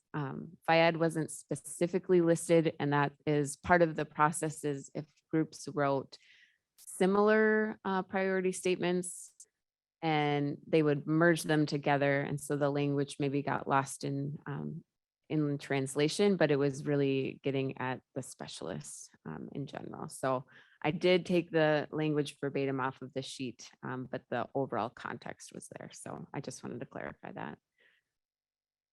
Lowering the district fund balance as a measure to address competing priorities. Looking at how EL services can continue but better assist students in the classroom. What does a caseload look like? Maintaining classroom support such as behavioral coaches, math and reading coaches, gifted education, using curriculum in the classroom that is appropriate for students at all levels of learning in an effort to keep all students in the classroom as much as possible. Small class sizes on par with current district ratios, and K2 class sizes of 20 and 3 to 5 class sizes of 25. So you can see even within the priorities, there are some duplicates. Obviously, some were ranked higher than others. I will say a lot of the conversation really was surrounding how can we keep kids in their classroom as much as possible. So those were some of the things that came from that group. And so building the budget, the following items are what we offered: a few different budget options that would show prioritizing their items, and then what would not be included in the priority budget. So below is a line item, and I'll go through each one just briefly, and then we can ask questions. Do you want to do it at the end of each package or at the end of the whole I think we presentation? should do it at the end of the presentation. That's kind of what I thought. So the first item listed, just to orient you, the program, these descriptions are based in UFARS, which is MDE's required coding structure for the district or for all school districts. The recommended reduction column is the description of it, along with an educational or operational impact statement to provide some context. They are categorized by licensed staff, non-licensed staff, or non-salary. Non-salary basically encompasses anything that isn't salary benefits. And then the anticipated amount. Those are all budgeted estimates. So to be clear, it's not an exact to the penny dollar amount, but the budget should be within the realm. So the first line item is English learner program. The recommendation to reduce 2 FTE to align with the reduced EL enrollment that we've seen. And that would be licensed staff at $200,000 estimate. Elementary individualized instruction. This is MDE's name for compensatory. And so there were a few buildings that had some discretionary compensatory formulas. This particular one is a 0.55 FTE for reading support that is at Bridgewater. That was been in place. This double star also does mean that we are recommending to fund this with one-time funding for the 22-23 school year. So this wouldn't be a reduction at the end of this year, but is proposed to be reduced after the next school year. And that is an estimated cost of $40,000. The next elementary individualized instruction is 1.0 FTE behavior coach at Greenville Park. The discretionary compensatory was used to have a second behavior coach in addition to the one that the district has allocated. And Val, I think we should just pause there for a moment. So just before, when Stephanie was here talking about her budget, and there was the question about compensatory, and we were talking about how difficult it is when we don't have people complete the appropriate paperwork and that it results in less money. Right here is where that is. So as Val said, we estimate between $300,000 and $350,000 of lost compensatory revenue. These are the exact positions that would fund. And this is why making sure that we have an accurate assessment of our community's free and reduced lunch status is important. I don't believe that miraculously during a pandemic, our poverty rate actually went down. But because of the paperwork, we don't get those dollars. And Actually, there are some people who will say that that's one of the reasons that the state has a surplus, is that across not only the state, but the country, there was a reduction in the number of people who qualified for free or reduced lunch because people didn't complete the paperwork. So I had told Al I was going to stop at this point, because right here is what the impact of those lost compensatory dollars are. So I just wanted to make sure we pointed that out here. No, that thank you for that. Because they didn't reimburse schools, and that is now part of the 9 billion. Correct, because they did not actually pay the same amount of compensatory that they had planned in the past. That would be part of the $9.3 billion worth of surplus. Which is one of the reasons I think that it would be good for them to do something for schools, because that money should have been coming to us anyway. And so that's one of our arguments to the House and to the Senate. Thank you. So for reference, I did pull some of that information. So in the 18-19 school year, we received 990,000 in compensatory revenue. And in 2021, so 2 years later, we received 626,000. So the behavior coach is specific to Greenville Park and that compensatory funding. Portage Elementary, the recommendation to discontinue elementary Portage is 3.0 FTE at an estimated cost of 300,000. This program currently is serving 31 students. The elementary individualized instruction is again compensatory specific. These are sorted by licensed staff, non-licensed, and then non-salary. So that's why they jumped around a little bit. Discontinue the extra 1 hour per day of kindergarten EA time at Greenville Park. The discretionary compensatory, the district offers an allocation of 1 hour per day per classroom for kindergarten EA time. And then Greenville Park chose to use their dollars to add an additional hour per day. The, again, elementary individualized instruction reduced non-salary budget. So this is the budget for the rest of the discretionary compensatory that is used on a variety of things, could be supplies or services, equipment, anything that that fit within the realm.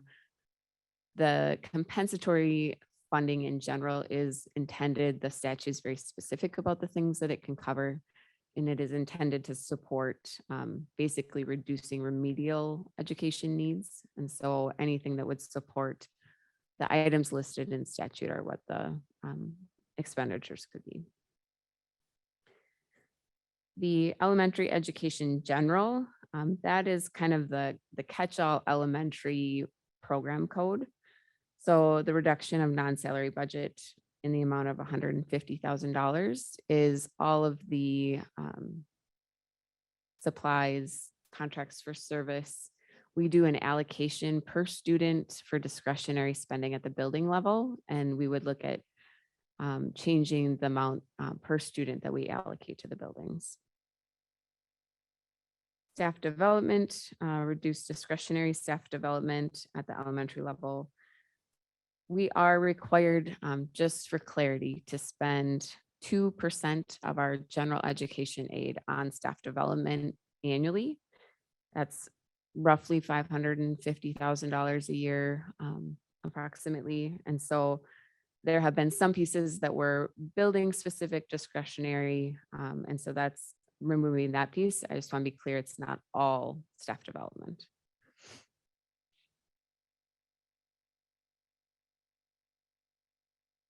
So that is the total elementary package, about $890,000. The secondary package, if you want to scroll down to the secondary. Yep. All right, I haven't been paying attention to the screen, so sorry about that. So the priority statements, elementary had a little larger range. The secondary had a few items that were really, I would say, tightly voted together. And so the first priority of the secondary package was continued support for mental health by licensed professionals. And then keeping kids in the district through creative scheduling, access to credit and flexibility. The intent behind this was really talking about, are there ways that we can keep kids from going to PSCO? Are there ways we can serve them and keep them in the district instead of losing the revenue to PSCO? Core class size to have a max of 30 and a minimum of 20 for electives. A variety of electives that interest all 6 through 12 students and engage them. Co-curricular activities 6-12. Recruiting and maintaining a diverse staff and ensuring their access to mental health supports. Continued support for underserved and at-risk students. The kids in the middle, so they don't have the largest class size, they get a robust curriculum. Sustained funding for media centers, and safety was the last priority. So the items listed below, again, if they have the double asterisk, are recommended to continue through 22-23 with one-time funding. So the English Learner Program, reducing 1.4 FTE to align with the decreased enrollment that we've seen. Secondary education general, similar to elementary general, is kind of their term for anything that is related to secondary. The proposal is to reduce 5 FTE, 3 of which would be at the high school and 2 of which would be at the middle school at a cost of about $500,000. There are a few positions that are actually recommended to be extended, but weren't specifically identified in this line item. So the number below for the 22-23 is going to be slightly different, but roughly still around that $1 million mark. Secondary portage was also not prioritized. Really, I would say if I had to summarize the secondary and elementary, talked a lot about keeping kids in the classroom and in person and prioritizing those pieces. And so obviously portage is the online.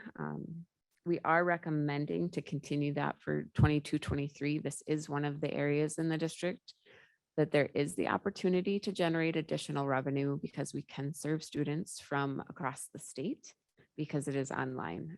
So we will do some intentional marketing over the next year to really bring in kids and see if that can become a financially sustainable model.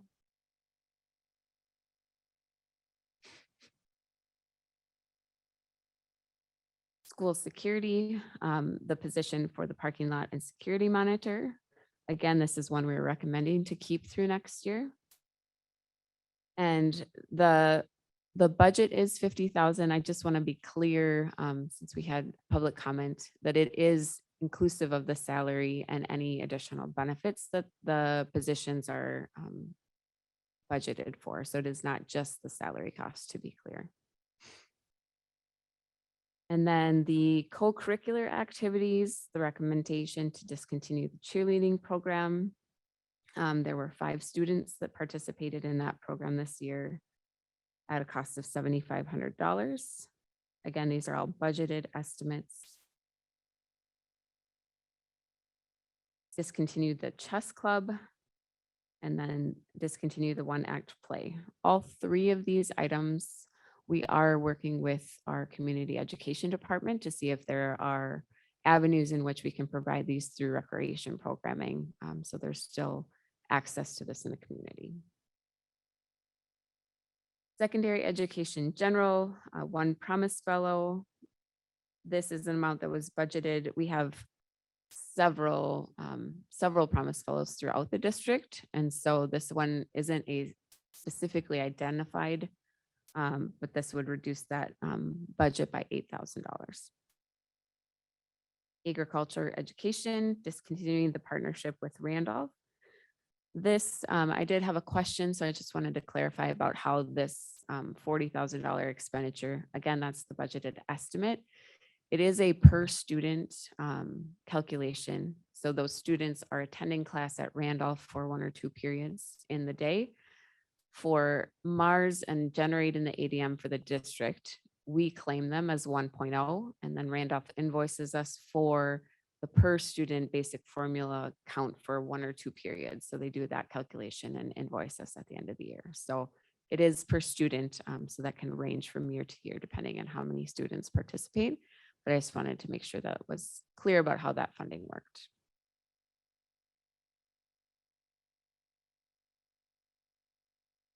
And then secondary education general, reducing the non-salary budget similar to in the elementary project or package. And this is the same. We actually have the allocation for all of the buildings across the district. So they get the same per pupil funding. And so we will reduce that in a way that goes across all of those buildings based on their student count, so that it may not be 150 each for each package, but across all of the buildings, it will come out to that $300,000. And then co-curricular activities, the recommendation to increase activity fees. We have not increased activity fees for several years.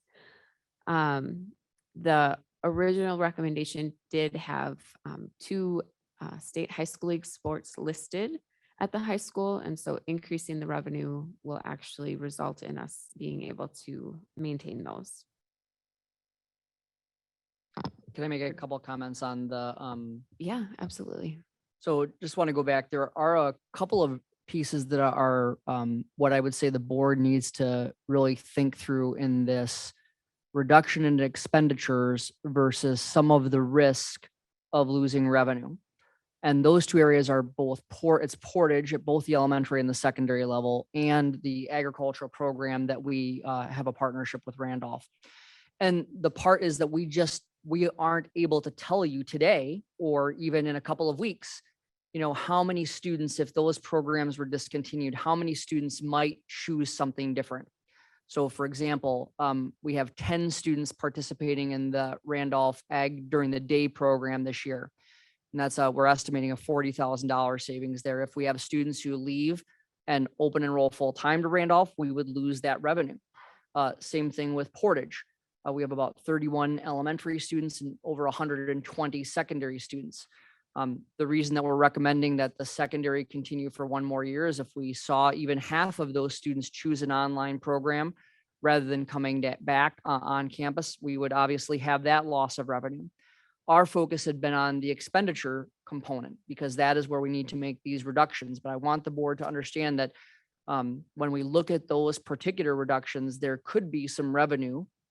There probably will be some revenue that is lost with that. And that is the balancing act that we need to have you help us with in terms of that risk versus the savings to the budget. Again, not an easy discussion because we don't have a hard count of who is going to commit. That is one of the things, especially with Portage, I think is difficult because we have a number of quality online programs across the state. People are able to, you don't have to move, right? So there are people who we're seeing wait a little bit longer than they typically would to enroll. So that is, we just don't have that crystal ball, but we want you to know that that is a possibility. The other part that I just want to make very clear about the 5.0 reduction at the secondary, and this goes with the proposed program reductions that are included in the packet. What is happening is next year, the middle school would sunset the 3 world language courses that are offered, the non-Amistades programs. So Amistades is the Spanish program that Compañero students can continue through middle school. The Amistades program would continue unabated. What would happen next year is the French, German, and Spanish 1A elective that would be typically available for students in 7th grade, that would be sunset. They're going to keep the 1B, which is with the students who would be going into 8th grade, so that the students who took it this year in 7th grade can complete that. We'd pay for that 1B out of the one-time ESSER funding. But then we want to be very clear that going into that next school year, the 23-24 school year, that world language option, other than the Amistades program, would no longer be available at the middle school. And so that is one of those things when we have the line item of 5.0 FTE, you have to look at the next part, which are the program reductions. And so we really want to point that out so that people are aware of what that impact is. All right. So the total secondary package is projected to be about 1,381,000. The district services package, priority statements, funding innovative strategies that will help reduce the number of students needing special education services, the use of technology e-learning to promote learner outcomes, that each building has the bilingual people and systems that allow for Spanish-speaking families to connect with their child's school, the hiring of diverse staff, the emphasis on providing diverse learning paths for students, technology services, data-driven and results-oriented curricular materials selection and procurement and instruction strategies, student mental health and well-being, staff who work directly with students, families, and staff on a daily basis, bus drivers, tech specialists, community partnerships such as HCI and the hospital, safe, reliable, and efficient transportation to and from school, safe, clean, and functional buildings. So the recommendations are for the media center to discontinue 1.0 FTE district-wide media specialist. This would take the district from 2 district-wide to 1 district-wide media specialist. The remaining media specialists would be housed under instructional services and would help with oversee all of the media centers and some of that technology integration. Technology is the next item listed.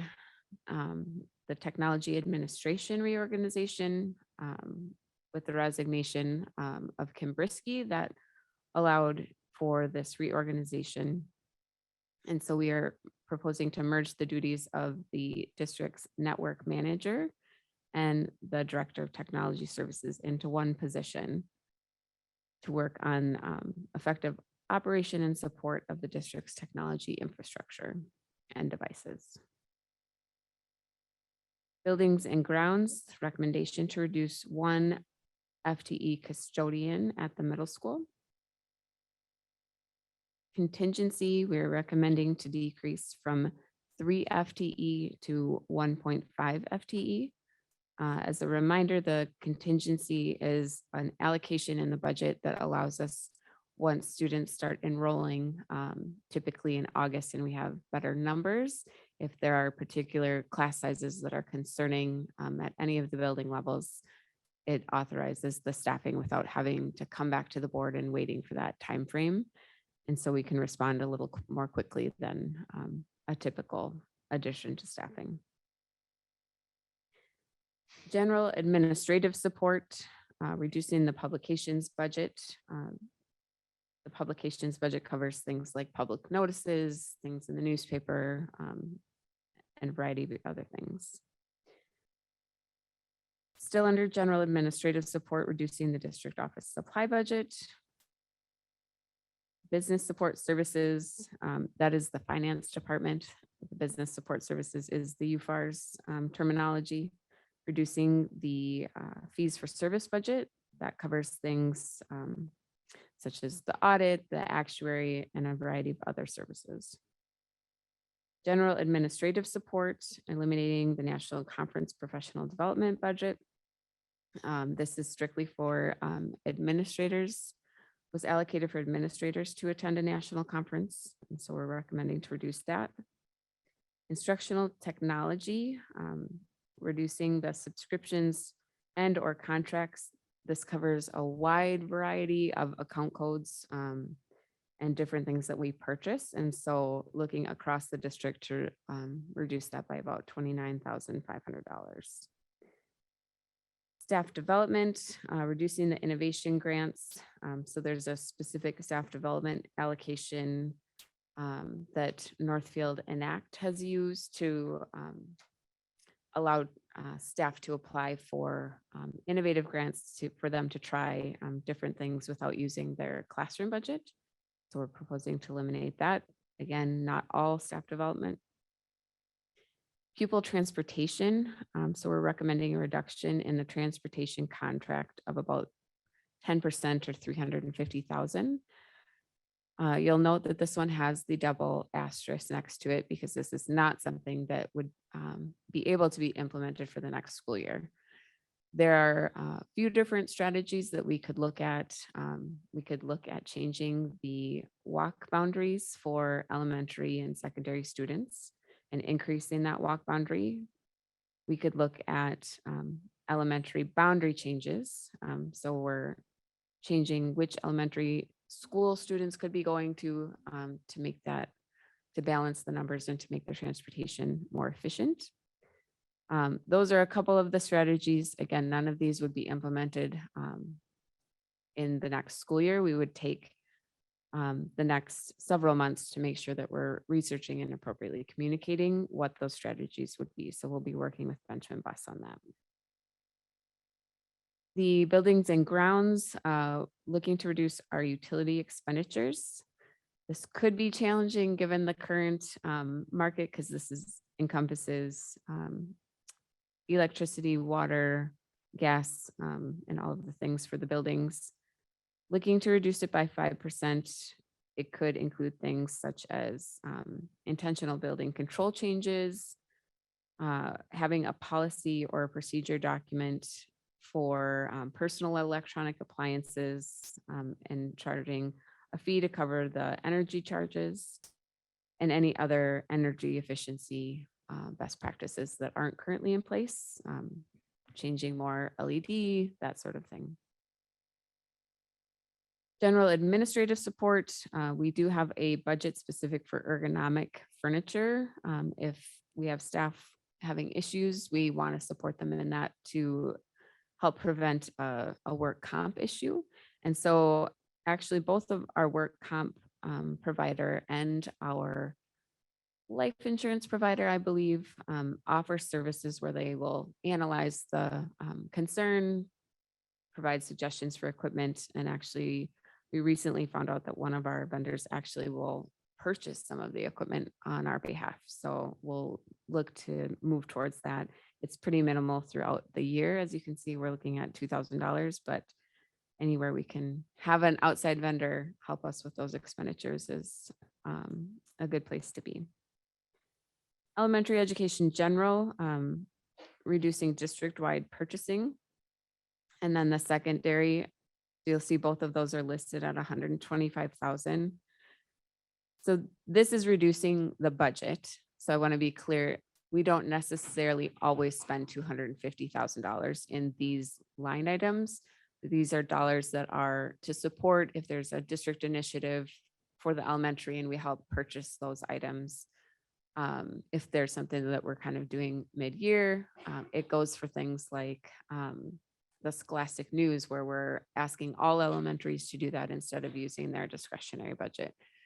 So this does not reduce it to zero. There's still budget there, but it does reduce it pretty significantly. And so we will just be more mindful about the things that we're implementing or asking or looking for throughout the year across the district. So the total for the district services is 1.242 million. And then you'll see that we have a couple of options listed. So I just want to talk through what that means. So the first option would be consider reducing the fund balance from 16% to 15% ongoing. So as we've talked about, 1% fund balance is roughly equivalent to about $600,000. And so that would put the total at just over 4.1 million. The original goal was 4.5 million. Again, reiterating that we are operating currently from a position of financial strength. And so we do have the flexibility and the opportunity to be proactive and thoughtful about how we want to move forward in this process. So that would be the grand total for option one. Option two would be going from 16 to 14, which would be an additional 1.2 million. Again, when we spend the fund balance, that's a one-time spend. It is much more difficult to go up than it is to go down. And so the grand total for option two would be 4.7 million, again, slightly higher than the $4.5 million goal. So the thing that I do want to just point out, we did ask Ellers just for some context about the 16%. We did some analysis and are clearly higher than our peers with the 16%. The average was just over 11 for districts our size for their fund balance goal. It ranged anywhere from probably 8 to 14, but the average across those districts was 11. And so 16% is high comparatively. However, we also know that it has served us well. In the past, we have not made budget reductions in the past 11 years because we've been able to respond. We're financially nimble is what I will say, how to describe that. And we've had the opportunity to kind of weather the ups and downs as they have come. Going to 15%, Ellers was not concerned about that. 15% fund balance is actually a metric that S&P looks at, which I was not aware that 15% was kind of one of the norm levels that they look for, but it is one of the reasons that we have a AA+ bond rating. There are multiple factors that go into that, and so that is not the only piece of information, but that is one piece that they do look at. And so going below that, we do run the risk for the next time we run a bond to have that bond rating downgraded. Again, to be clear, AA is still an outstanding bond rating. It is just one step down from where we're at, but that is what generates our interest rates on all of the bonds, which is then levied on the taxpayers. And so anytime we're reducing interest and the ongoing payments is a important place to be, but there are pros and cons to both. Ellers also felt like depending on how much we were asking for, that could actually have our rating downgraded. So the 15 is a number that's important, but it's definitely not the one that will for sure tip it over. So I just wanted you to be aware that that's a number that they look at in that rating, but it is not the only thing that they look at.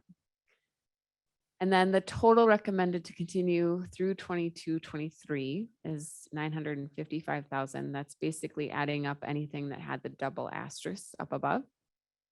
And like I commented in the secondary package, there are a few licensed position in that 5.0, the Spanish and French language at the middle school where they're continuing that cohort through 8th grade, those kinds of pieces will bump that probably closer to $1 million, but not over $1 million. And as a reminder, we did reserve about 1.9 million of our federal funds to help offset these reductions. And so we're well within that range to cover those. And most of the federal funds actually go through September of 24. And so we would have the opportunity to even consider some of these for 2 years or other operating needs as we come up through the next year. So that is all of the detail. And again, I think Dr. Hillman did a great job summarizing, but this is a difficult process. There's nothing in our budget that isn't valuable to someone. And so making these recommendations is challenging. Hopefully we have provided enough information, but we are happy to answer any questions you have about any of the items. And again, just a thank you to everybody that took their personal time and dedicated thoughts and ideas to this process. It was extremely valuable for the district. And I would like to point out one more piece of detail in your packet as well. There was a list of teaching staff program reductions for 22-23, and that outlines how that 5 FTE and then any of the other licensed positions and the FTE that would be reduced. And I want to point out that that includes 2 line items below for non-teaching staff program reductions for 22-23, which includes the custodian and then also one of our 3 full-time substitutes. And that was something that we did pay for this year from some COVID relief dollars. But I just want to point out that those list of positions, programs, building, and FTE are also part of it. That's how you operationalize that 5 FTE and some of the other items that are in the detail.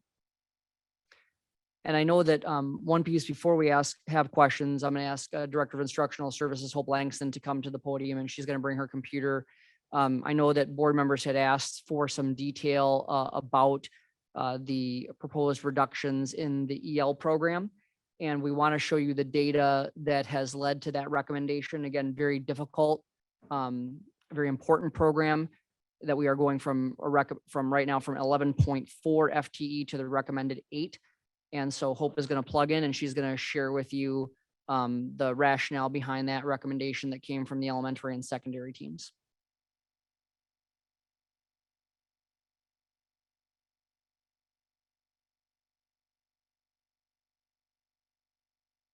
There we go. Good evening, everyone. I want to say thank you to everyone who's here tonight, the EL staff and the students and the parents. As everybody has said tonight, this is not an easy discussion to have. I'm here to just present some of the history, where we've been in terms of EL student counts and FTE. So I'm going to go ahead and begin. I want to thank Molly's team for putting together the historical data on the FTE. And what you're looking at here is the FTE for the EL program as a district from 2008 through 2022.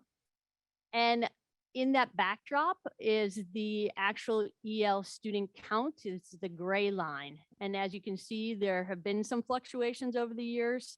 But we are in a period of decline in recent years, starting in 2016. So any questions on this particular graphic?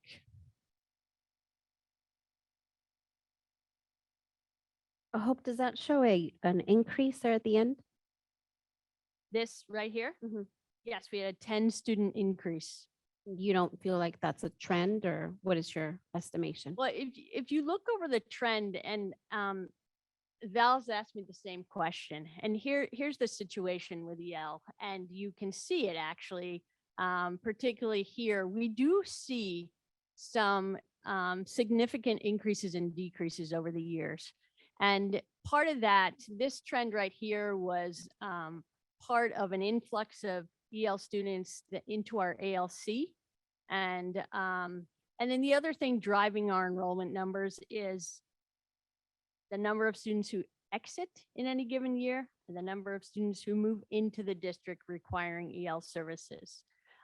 So we do see some fluctuation, but as you can see, you know, we were pretty stable, and then there's been some changes. This drop from the fiscal year 20, the COVID year, to 2019, again, just some mobility that really crossed every building.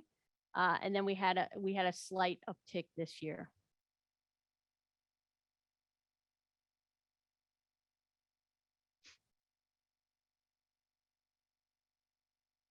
Julie? So the red line is the teachers, correct? Yes, Okay. the FTE allocated to the program. So what precipitated the addition of going from 9.4 to 11.4 when there wasn't, as I see, if I'm reading it correctly, not a significant increase in the teacher or the number of students? So at this point, we had that influx of students. Okay. And some fairly significant language needs. But as you can see, we didn't retain that that overall population and student count. And this is one of the things that's uncertain sometimes. We cannot always predict what the inflow or the outflow with our EL program. But at that point, we didn't hang on to this increase over those 4 years. Thank you. Me. Okay.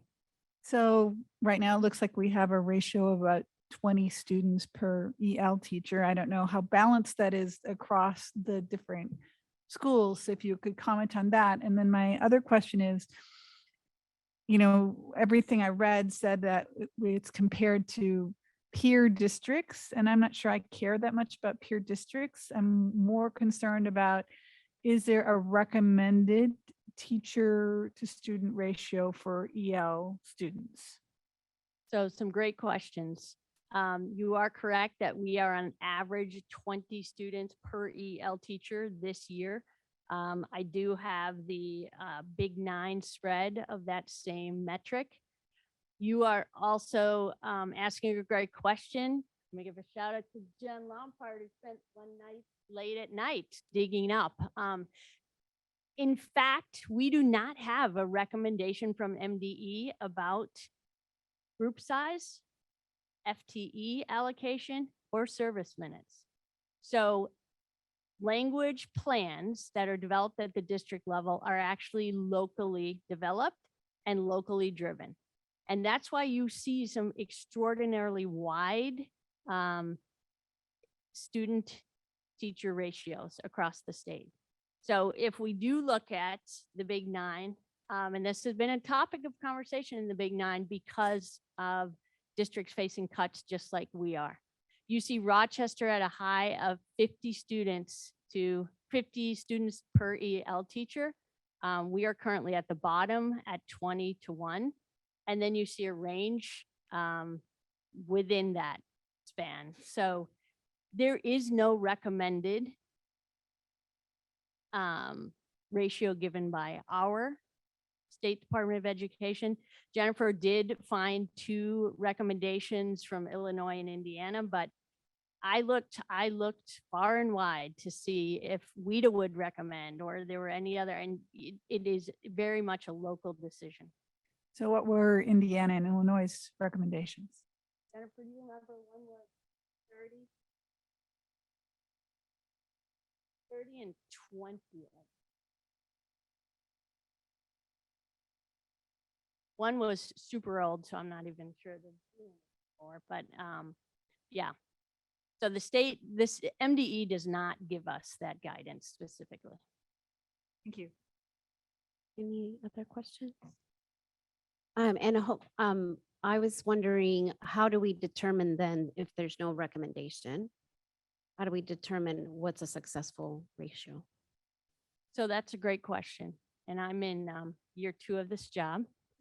And I'm going to tell you that we have a fantastic team with a lot of insights and a lot of history.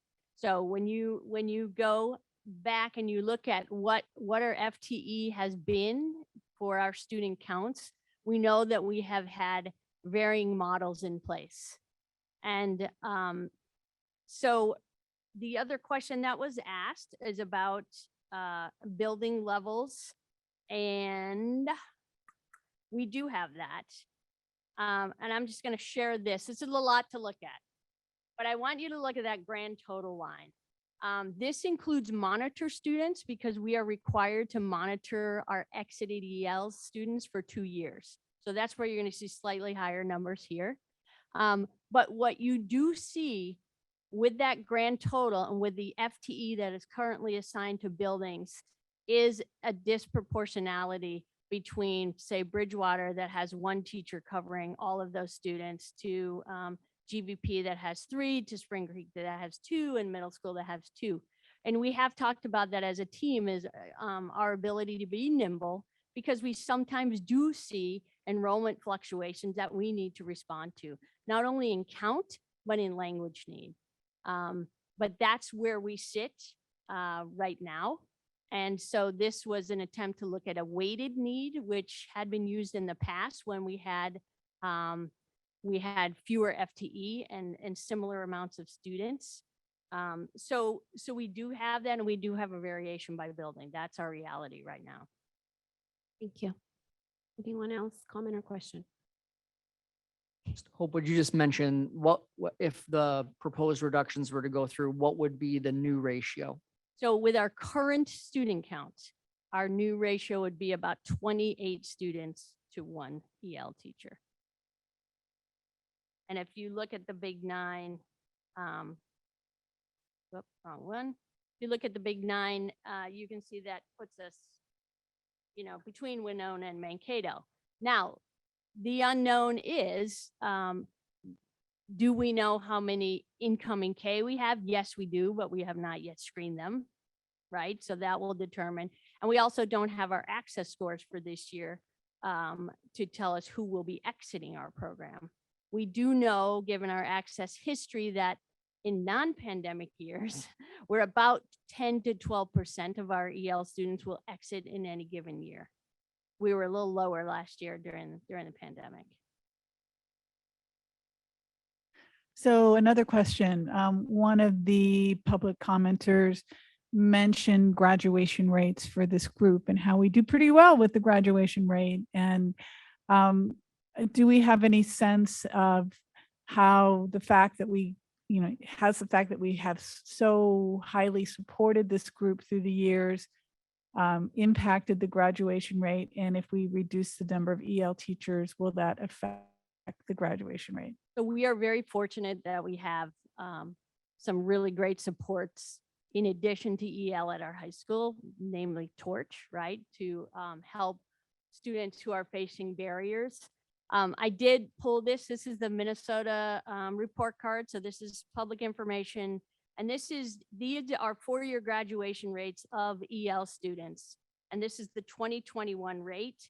And you can see, and it's not a coincidence, but Mankato and Northfield actually match. And I checked it and double checked it. But our 4-year rate for ELs, and this is not just a cohort of, it's students in the class of 2021 graduating in 2021 or earlier. So 71% of our EL students graduated, and that's very much in line with Rochester and Mankato. I didn't pull the whole Big 9. We can certainly look at that, but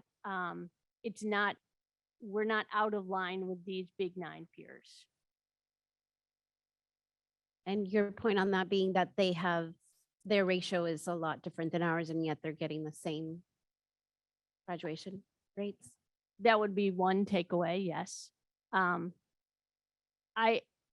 EL numbers, I think a lot of attention is paid to our Hispanic graduation rate, which was quite high this year. But remember that not every Hispanic student is an EL student.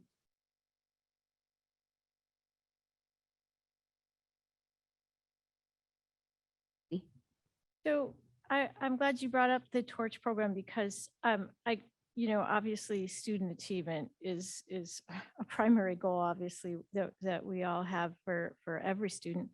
And while the list was reviewed of things that will be cut, if you could just sort of highlight some of the support systems that will still be in place. MTSS, Torch, Avid, some of those other things, just maybe kind of review where there would still be support for students. So we are fortunate in that we, starting at elementary school, we have Minnesota Reading and Math Corps, who are K-3. We have ADSYS positions for both reading support, and then also we have Minnesota Math Corps at Spring Creek. We have some reading FTE that is paid through compensatory funds. We have title reading support at GVP and Bridgewater. When we get to the middle school, we have ADSYS specific classes in reading and math. We have the Avid programming that's going on. We have Torch at the middle school. We have the through the WIL program. And then at the high school, also MTSS classes and is it S120 now? No, it's got a new name. It's not S120 anymore. It's in a different wing. And then also Torch at the high school. And I'm probably forgetting something, so someone can fill me in. But those are the major secondary supports that are in place as well. Okay, thank you. Any other questions? Just one more comment on that. I think one of the things that we heard very clearly from especially the I would say both committees, the elementary and the secondary committee, but I would say this comment is more about the elementary. it was unequivocal that that group wanted us to maintain smaller elementary general education classroom sizes. And some of the hypothesis is by being able to have smaller general education classroom sizes, that will allow that general education classroom teacher to provide some more of those in-class supports that are so needed, and reduce the number of transitions for students to other programs to receive additional support. So I think in addition to the items that Hope has mentioned, our elementary general education class sections next year look very good in terms of the number that we're looking across the district. So that is something that the prioritization committees really focused on, was making sure that we put a premium on smaller general education. The secondary also had that. That was another piece, but of course, secondary class sizes are a very different consideration than elementary class sizes. But I think this is a good example of the discussion about all of their different support pieces, is this piece about what do we prioritize? And what we got unequivocally from the committees about the elementary and the secondary was, at all costs, do what you can to protect the class sizes that we had this year, because by adding some additional FTE from the one-time COVID funding, we got tremendously positive feedback about what general education classroom teachers are able to do when they have lower numbers in their classes. So I think that that's appropriate to your question as well, Julie. Yes, it is. Excellent. Thank you. Could I add one note just about the EL funding specifically, just to provide some context for the board? So the program EL across the district is roughly $1.2 million. And the state funding that is provided, which is part of our compensatory revenue actually, is $123,000. So this is, again, another example of the state grossly underfunding important programming. And the district it's the same conversation that we have with special education. The district is subsidizing important programming for students. And so again, because it is in compensatory, that's another program that is feeling that pinch from the free and reduced application, and that concentration that we're just not seeing that same level of revenue. But so just so there's an awareness of where that funding comes from, and that the state is grossly underfunding it. Yes, Julie. Val, could you repeat those numbers again? Sure. The total EL program's approximately $1.2 million. And our revenue specific for EL for 21-22 was 123,000. Thank you. Yep.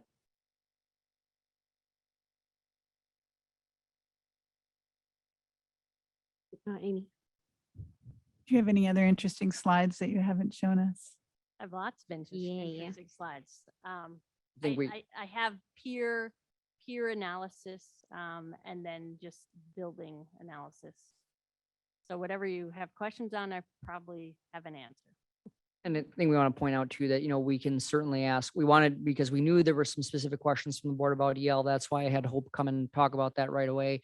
But we would take your questions on any of the reductions, and Molly Wieselman from our HR department, who has been working very hard to help us operationalize these changes, and Cheryl Hall, our Director of Special Services, who was one of the leads on our secondary budget prioritization committee, is also here to support any answers to questions people might have about any of the items that are on the list. As you can see, unfortunately, the proposed list of reductions is quite vast, and there's a lot of different parts of the budget that it is addressing. So we want to make sure that you can ask any questions that you have about any part of that document.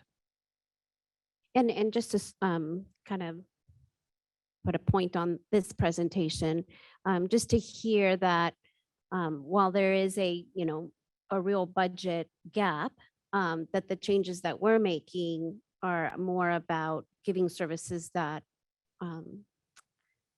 that are better aligned with the number of staff, and especially with the number of students and the type of services that they need.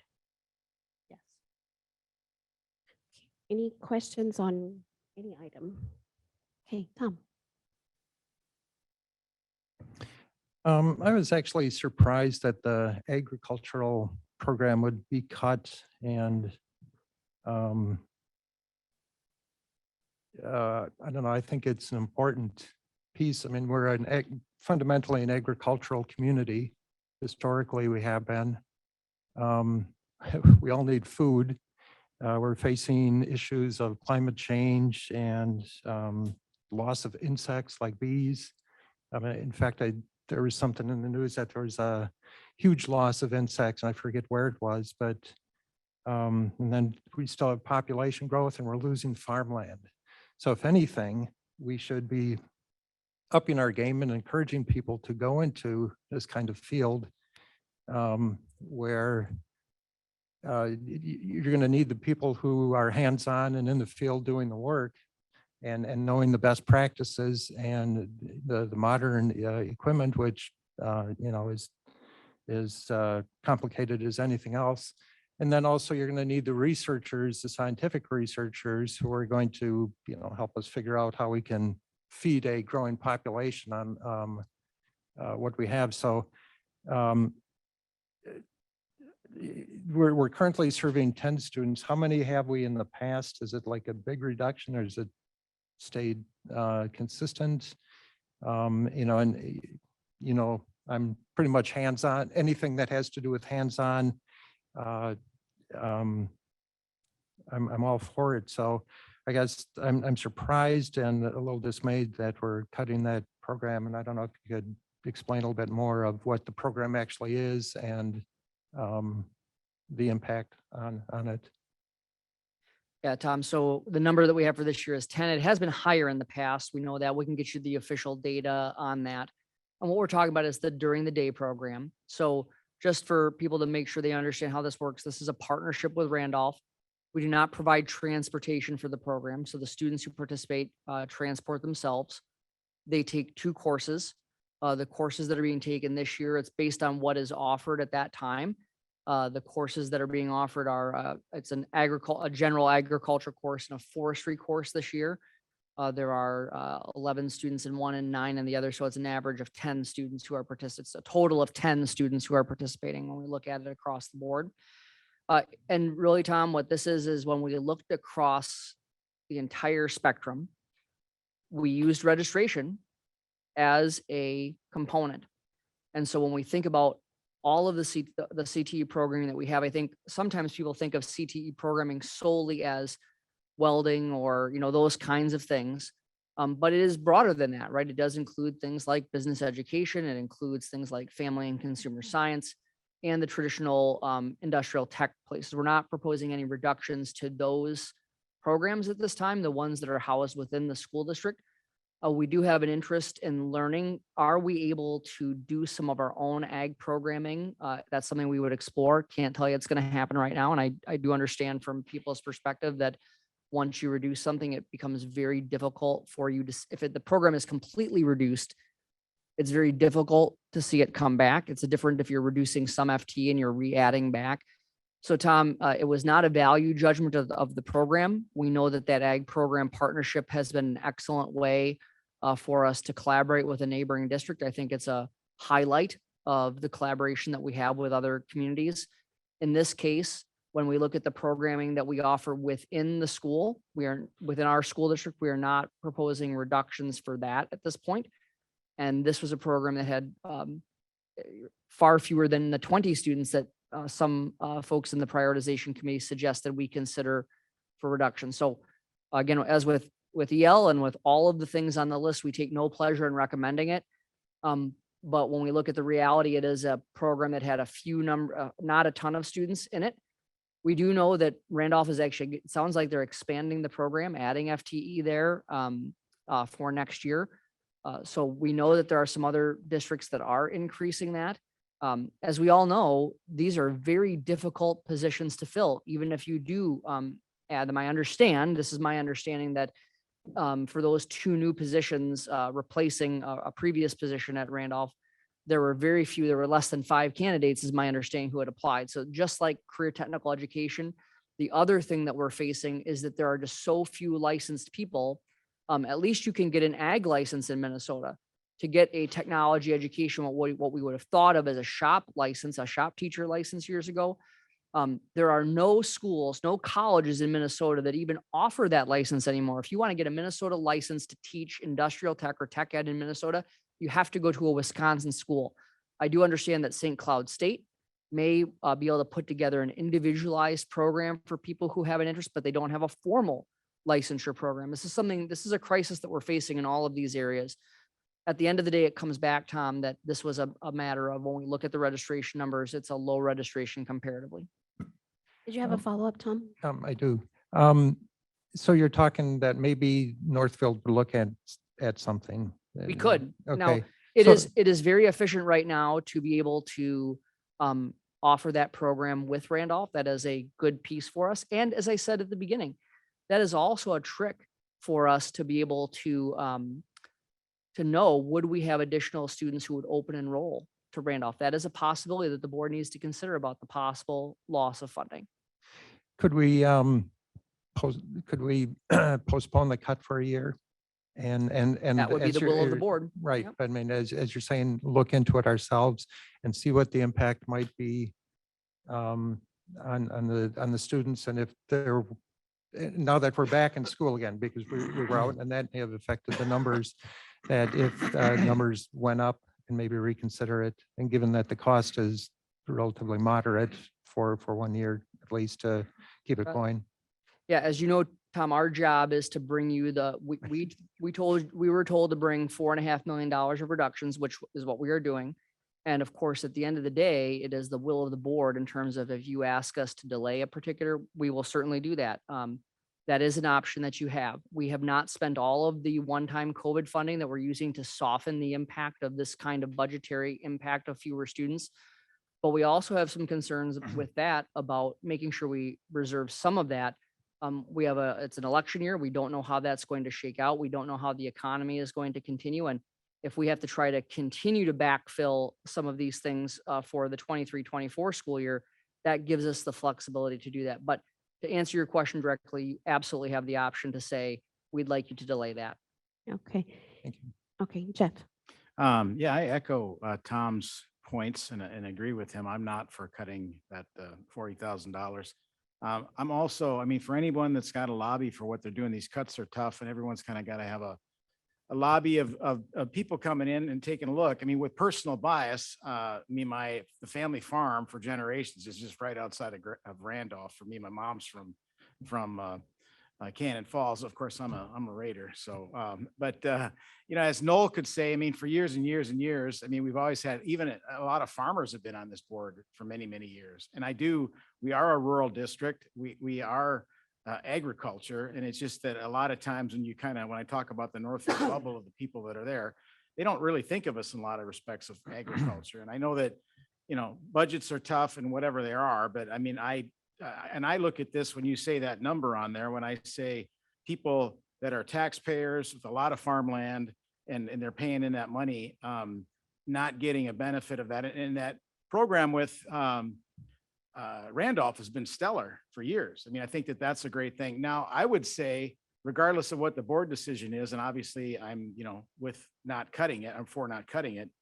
I think that anyone with the few students that there are on that, they really seriously have to take a look at open enrollment at Randolph, or if we can come up with some other programs. But I mean, each one of these, I think when you go down the list and you look at that, I don't know how many farmers you had on the committee that came in and some of these people that spoke today, I went to high school with. So I mean, been there, done that. And I would like to just, as picking that, I would like to maybe hear Noel's comments on, farmers in our agriculture base over the years, because he would probably have some more historic value to that. Thank you, Jeff. I saw Julie and then Noel. So one thing that we were very fortunate to have was a presentation from FFA in January of 2019. And so two current board members, Claudia and Corey, were not on the board yet, but I think we were all really blown away by the work that FFA does. So I did go back to the presentation and I did confirm, because one thing I just want to have to clarify too, because we we do know the incredible work that FFA does for students 8th through 12th grade is they offer an outreach program. So with the two new Randolph teachers, they will continue to offer the outreach program, which is one night a month. And that does qualify then if those students participate in that one night a month class to participate in FFA. So I don't know how many of our Northfield students are part of the outreach program, but I do know it pulls from several school districts. In 2019, it was New Prague, Rosemont, Hastings, Lakeville, Jordan, and homeschooled students. And so that outreach program has been popular for students who either their district doesn't offer an ag program or they have a conflict. Just too many electives that they want to take and we know how that goes. I mean, there's too many choices and kids can't always squeeze those programs into their schedule. Now, that being said, with the retirement of the one part-time teacher in Randolph, they have hired 2 new teachers. So there will be more flexible scheduling at Randolph. So just wanted to talk about that 8th through 12th grade program that allows students to participate in FFA because it does meet the requirement of being enrolled in an ag program class. So just wanted to clarify that. Thank you, Julie. Excellent. Noel, did you have some comments? I want to put a little historical perspective on this. A bunch of years ago, Northfield is deciding what to do with their FFA program. Approximately the same time, Randolph was deciding what to do with theirs. And it became clear that perhaps neither school could support the FFA program. So Northfield made a commitment that if Randolph would provide the FFA program, Northfield would send students to support it. And if we're not keeping that promise, then we're going back on a promise to a good school. And I certainly, I think you probably tell from my language that I support FFA. But there's another reason to support FFA. It provides an alternative for students. And I can speak of my own brother who died owning several thousand acres of land, 5 children, boys. I don't know how you get boy out of 7 children, you have 5 boys, but he did. And he had 5 boys, and all of them are farming. And they're providing a significant farming commodities to our culture. And without farming, we may as well decide to figure out how to live on something. You know, there are people that think milk comes out of a bucket or maybe out of a cardboard bucket or cardboard container. They have no idea where things come from. My sister in South St. Paul took her elementary class to a farm. The kids saw the cows being milked and they threw up. They didn't realize that milk came out of a cow. They thought it came out of a cardboard box. So we need this program and I certainly would support it. Thank you, Noel. Any other comments, questions? I'm going to go to Amy and then Julie. I'm hearing a lot of pushback, Matt. I think As I would expect. I mean, I hope there's pushback on every single item in this budget. Well, I want to just say that I'm in agreement with what everyone has said here. We are in a rural or at least a semi-rural district. It's unfathomable to me that we would not have the option in place for our students to be able to study agriculture. It's part of our culture here. So we need to maintain that. And I also do think we would lose, if we have 10 students now, we might lose 5 or 8 of them. And then all of a sudden we've lost, you know, the money that we thought we were going to gain. I also think we might have lost students because of our masking policy earlier on, that we lost students to Randolph. And maybe they'll come back next year, but they're not going to come back if we don't have the FFA program. So at this point, I'm not getting the sense that it's the right move to do. Okay, and then Julie, you had a comment? Yeah, Thank you, just in terms of this discussion, so I have to disclose as well that I'm supportive of determining how we can keep the ag classes. So I think we're talking about FFA, but we're really talking about ag classes, and FFA is that the organization that is available to students to participate in over and above if they participate just in ag classes or enroll in ag classes. So towards that end, you know, we now have where we're getting some pushback on this particular budget reduction of 40,000. So my question to Val and to Dr. Hillman is, when we have denoted some areas where we would use our one-time funding opportunities to support two of the elementary programs, was the reading support and the additional behavior coach, among some others. But is that because that fits in with the parameters that the funding stream has given us, or is that just where it made sense? So in other words, where those dollars are allocated, is that something where we could potentially reallocate those dollars, or does it fit in the parameters of spending that one-time funding? That makes sense. Question. That makes sense. The anything that was recommended, I'm pretty sure I'm like mentally going through my list, but were items that building staff and principals, whoever was reviewing the list with us at our administrative team, recommended that they for sure wanted to continue for 1 year. That is not to say that there are not other items that we could continue for 1 more year. And I'm going to take the opportunity just to talk about how we're kind of envisioning the May 9th meeting, just so it might help you think through how it will look. So any of the items on here, the $2 million allocation or $2.6 million allocation that we had for ESSER 3, one of the items was budget stabilization, which means that basically if we're paying for it currently, we can choose those funds to pay for it. So I'm not concerned about that piece of it in terms of the federal funding, if that makes sense. But so we are, any of those items you can say as a board, we would like to include those for 1 more year. In addition, what we're picturing for May 9th is to have the packages as individual items for approval, with each of the items listed. So like elementary 1, 2, 3, 4. And as a board, you can choose to pull any of those items and change them. Kind of like the consent grouping. You think about how we do consent grouping. So if there's a strong consensus to continue the egg program with Randolph, you could choose to just remove it from the recommendation rather than increase it for 1 year. That is absolutely a choice that the board could make. Okay. Is that helpful?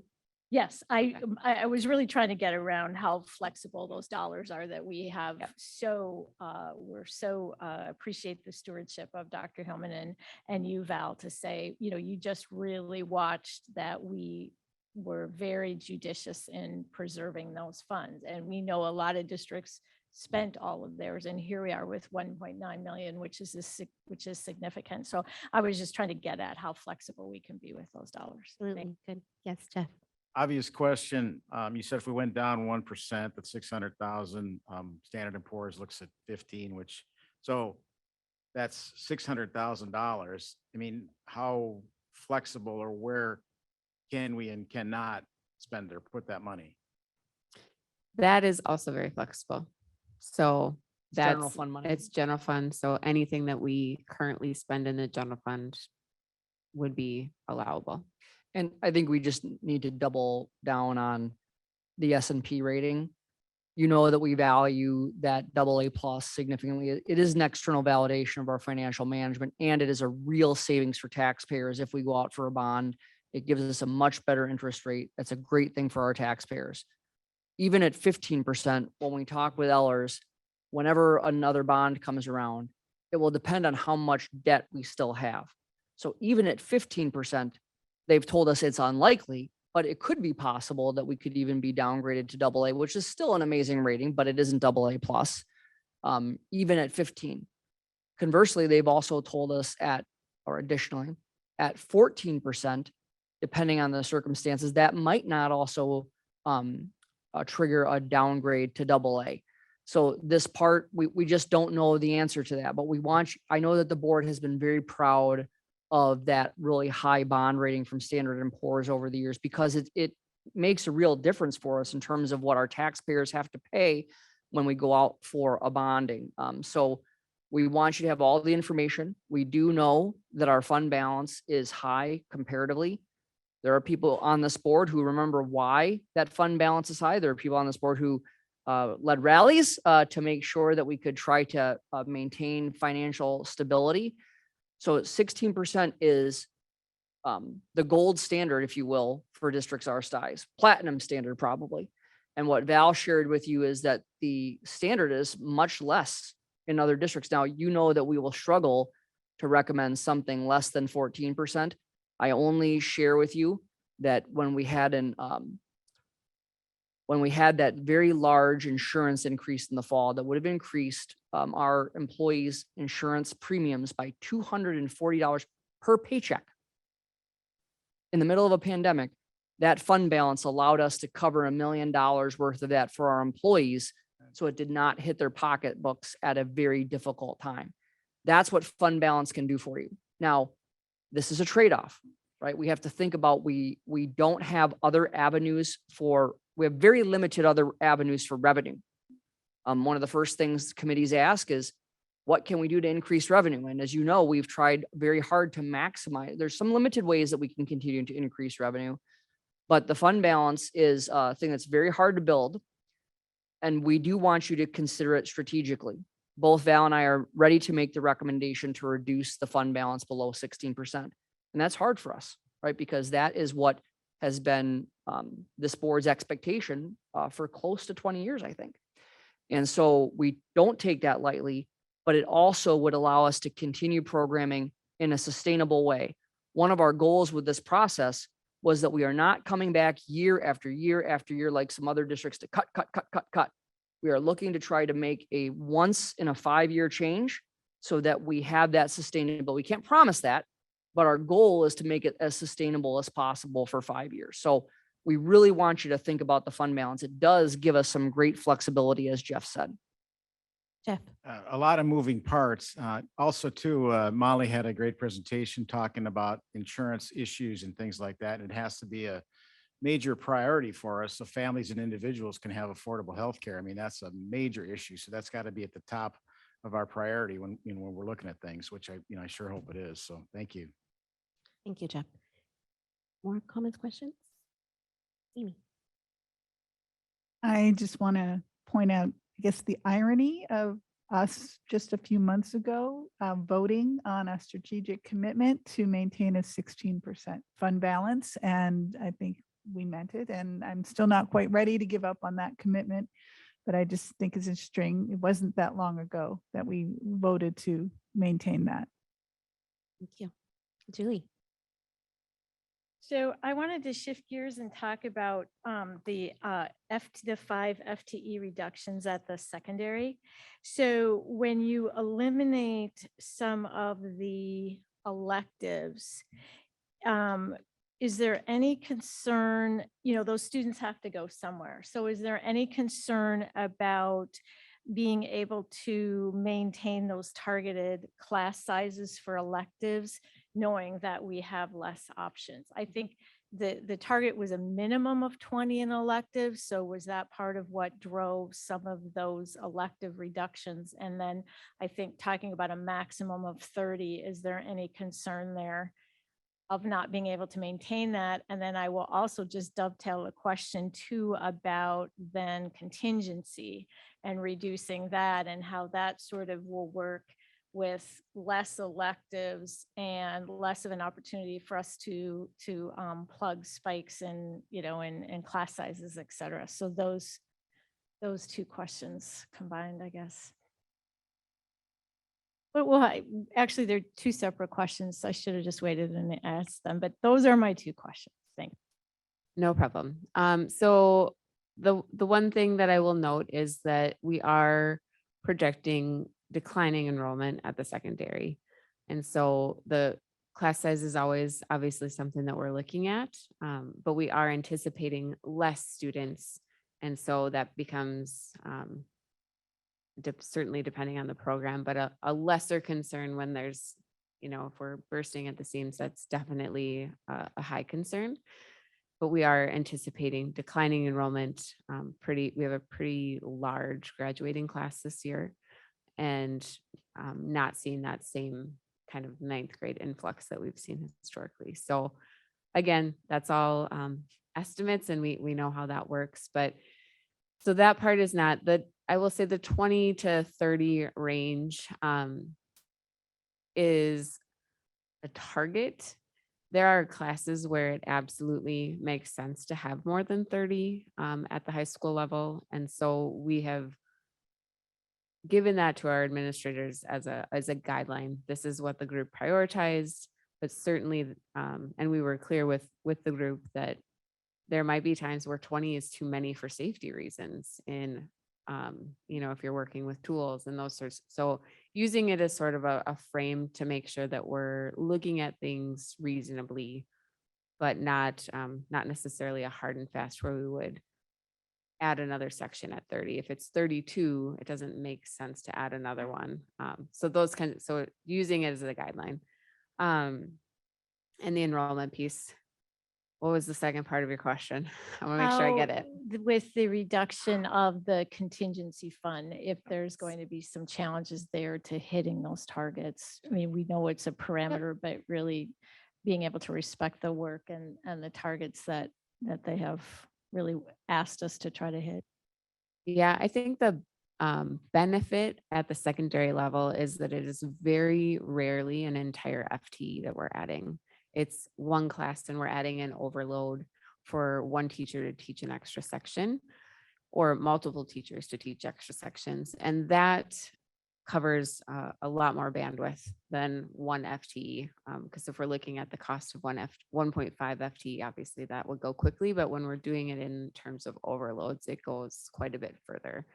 And with the elementary's prioritization of class size, and the way that those class sizes, I don't anticipate any need for using any contingency at the elementary level. So it would be solely for secondary. If that It could Okay, be that used makes at the sense. elementary Yeah. level, but we do not believe it will have the same necessity that we had in the past. Well, maybe we'll be surprised and we'll get a bunch of kindergartners we hadn't. We'll thought we take would that. have, Right? Yep. I do want to make one more point on your question about electives, Julie, and I want to specifically talk about the middle school. Because the middle school has fewer electives to begin with.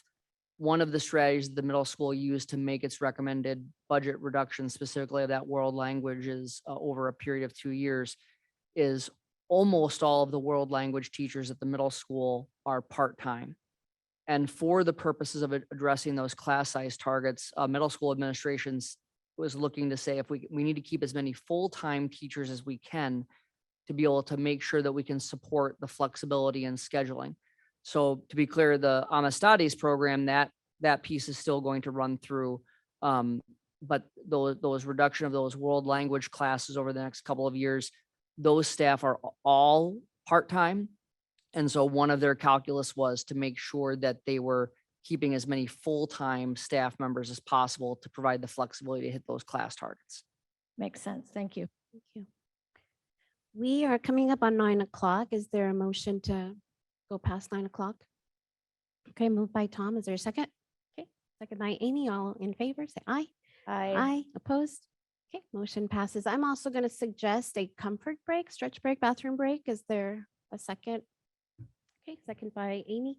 All in favor, say aye. So, Oh, 10 minutes. Okay. Yeah, thank you. 10 minutes? Okay, Good. so all in favor, say aye. Aye. Okay, Boy, what a motion deal. passes. So Oh, opposed? Okay, motion passes.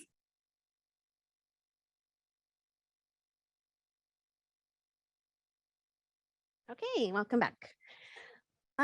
So I wanted to also make some comments kind of on the previous discussion regarding ag. And I do agree with the statements that each of you board members made. I just want to bring us back around to that.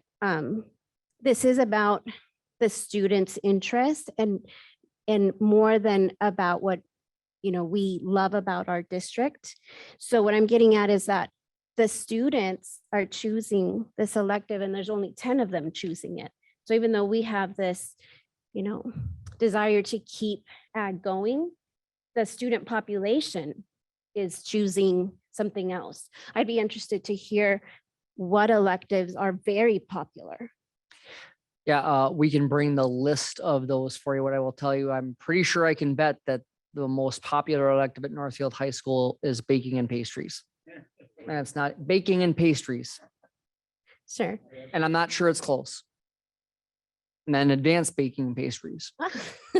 Okay. And Well, we can get a list. I mean, yeah. I just don't have it for you now. We can get a list of the elective pieces. Yeah, for you. to Yep. hear, that interest that is pushing more than 10 students in those classes. So maybe if we have a real desire to see, ag, maybe we have a unit taught in science or any other core class. So I just want to remind us, that this is about that if we don't have a lot of interest in a certain program, that's something to consider. Also, that the committees that met, I had one committee member write me and say that after they looked at the proposed budget, they felt like their voice was very well represented. That the work that they did in those 4 meetings came out in this document.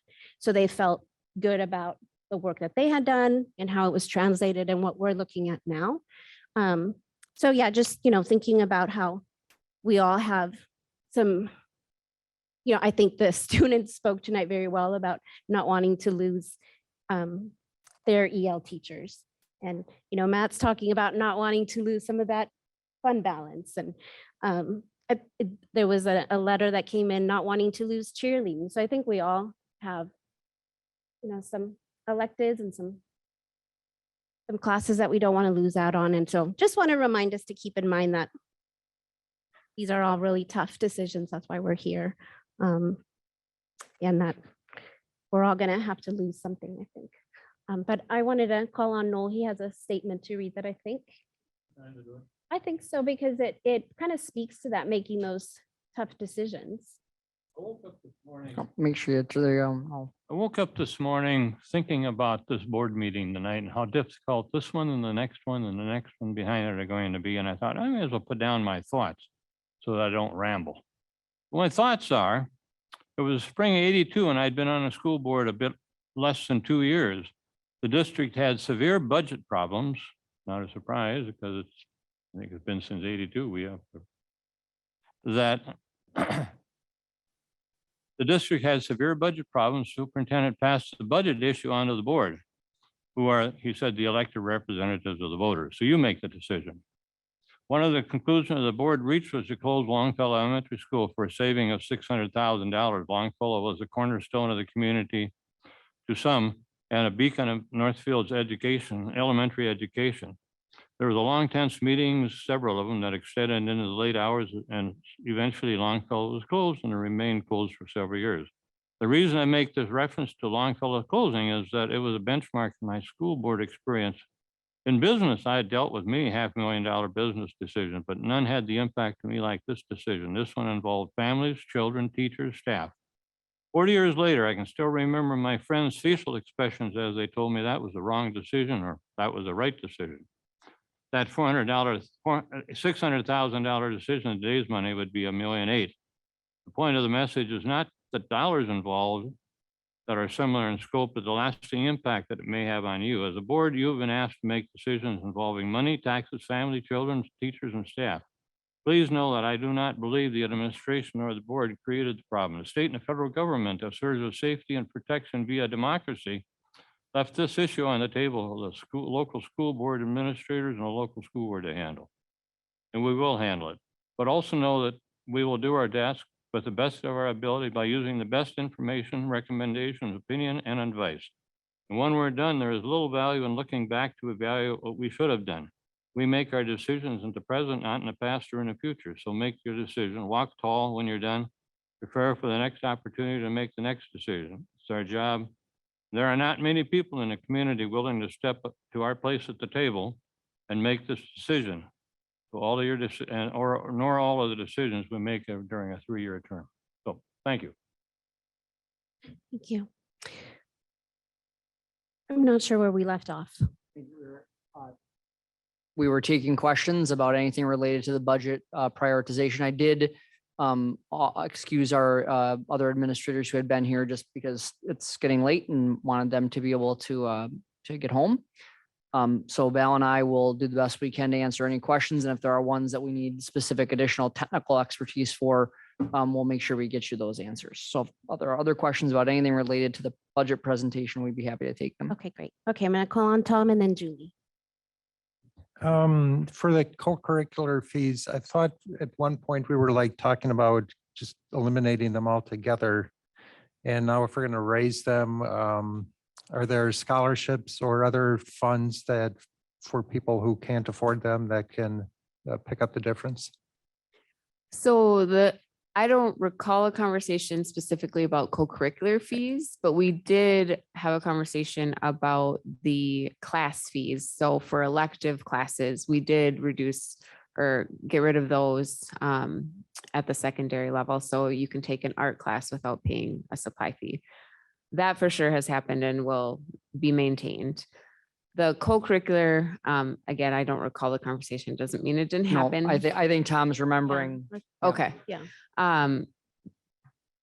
Outside of that, there are options for waivers. The Booster Club supports that pretty significantly for students who need that support. So that will still be maintained. We get some money from the State High School League as well for that.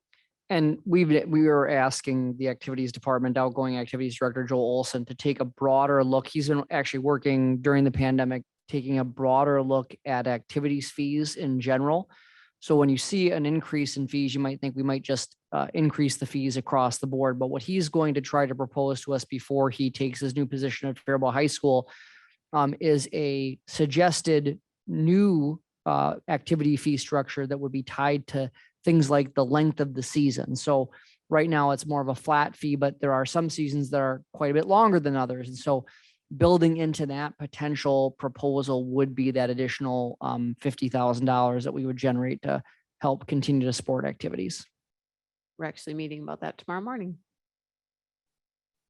Hey, Julie. So to just dovetail on that, when we redid the Schedule C, there were some increases to coaches' pay, correct? Yes. Okay. So that's also where we have seen some increased cost to co-curricular program. Okay.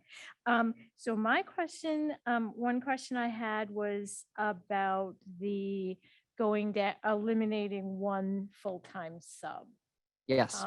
And what challenges we think that will, how will offset some of those challenges? Yeah, I think that's a great question. I think that we are very grateful that we had 3 full-time substitutes this year. It really saved us on many occasions. We did purchase that one additional substitute with some ESSER 2 funding. So that was the last round of the COVID relief funding. That's why it's going away. One of the reasons that it's going away. In addition, I think that we do not yet know what next year will bring. Over the past several months, and I'll give a COVID update here in a little bit when we move on to the next item. We have seen reduced absences due to COVID, but we are also seeing some, the normal kind of spring absences. So we have had at the elementary schools to have some classes split, between a few teachers. So the substitute crisis has not passed, even though we don't have the same level of COVID impact. So the other part that we just don't know is our sub pool is dependent upon the economy in a lot of ways. The better the economy, it seems the less substitutes that we have, right? And so if we were to see an economic impact of inflation and some kind of, additional workforce, that our sub pool could increase. I'm not holding my breath on that. So what's the impact? The impact is we have to find one more substitute per day. Okay. Thank you. Okay, Amy. I guess I had a similar question as Julie about the subs. Are are we currently using that third sub every day somewhere? Every single day. So we're going to have to, if that continues, we're going to have to bring in a sub that just won't be a full-time sub.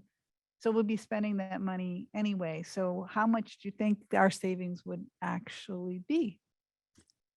I could do an analysis on that. I'm not going to give you a number projection off the top of my head, but the daily sub rate is different than our full-time subs. We pay them an hourly rate and they're paid for 8 hours a day.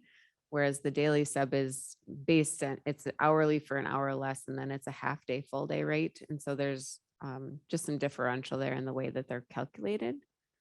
But I can certainly attempt to Be look at that. interested to know what we're really saving.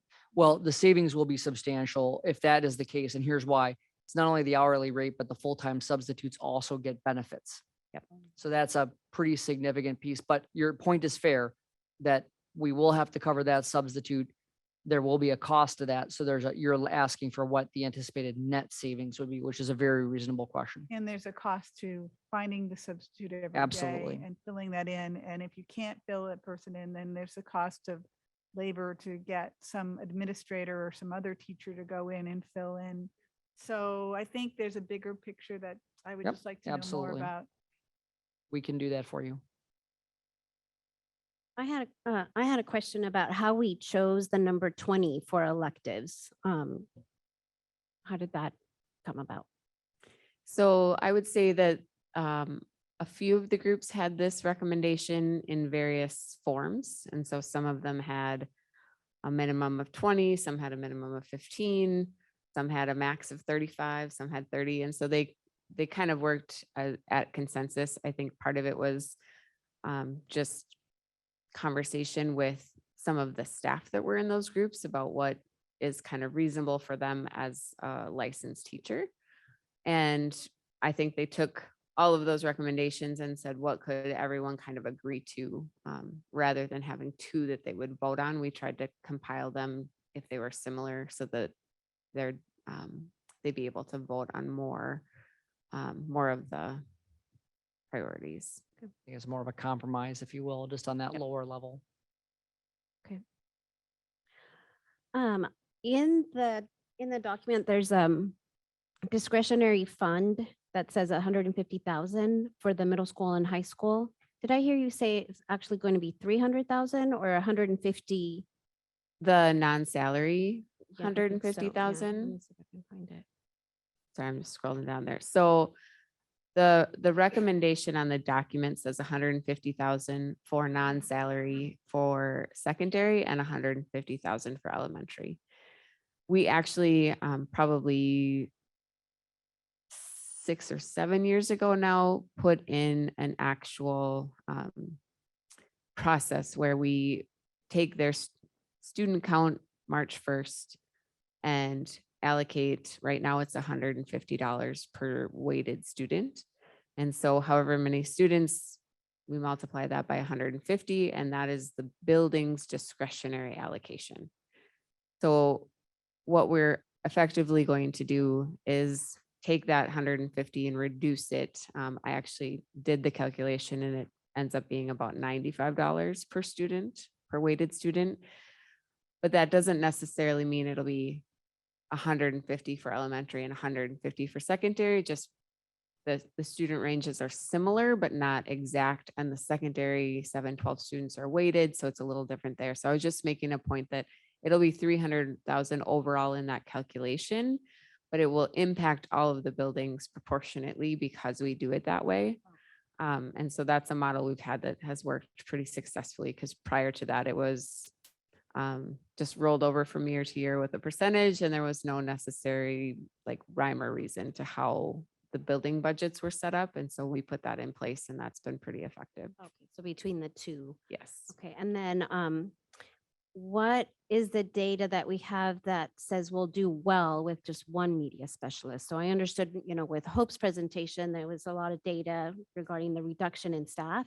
why did we, like, how did we arrive at one media specialist? Yeah, so I think that that came out of the district services package, and when we are looking at the priorities that that group put, one of the pieces is those are some of the licensed staff that are in the district budget. When we look at their direct connection with students, they are not necessarily directly teaching student, courses or things like that. And the reorganization, in basically merging that position as part of the instructional services team to oversee the all five. It was a location where it's one of the few licensed staff positions that's under that district services category.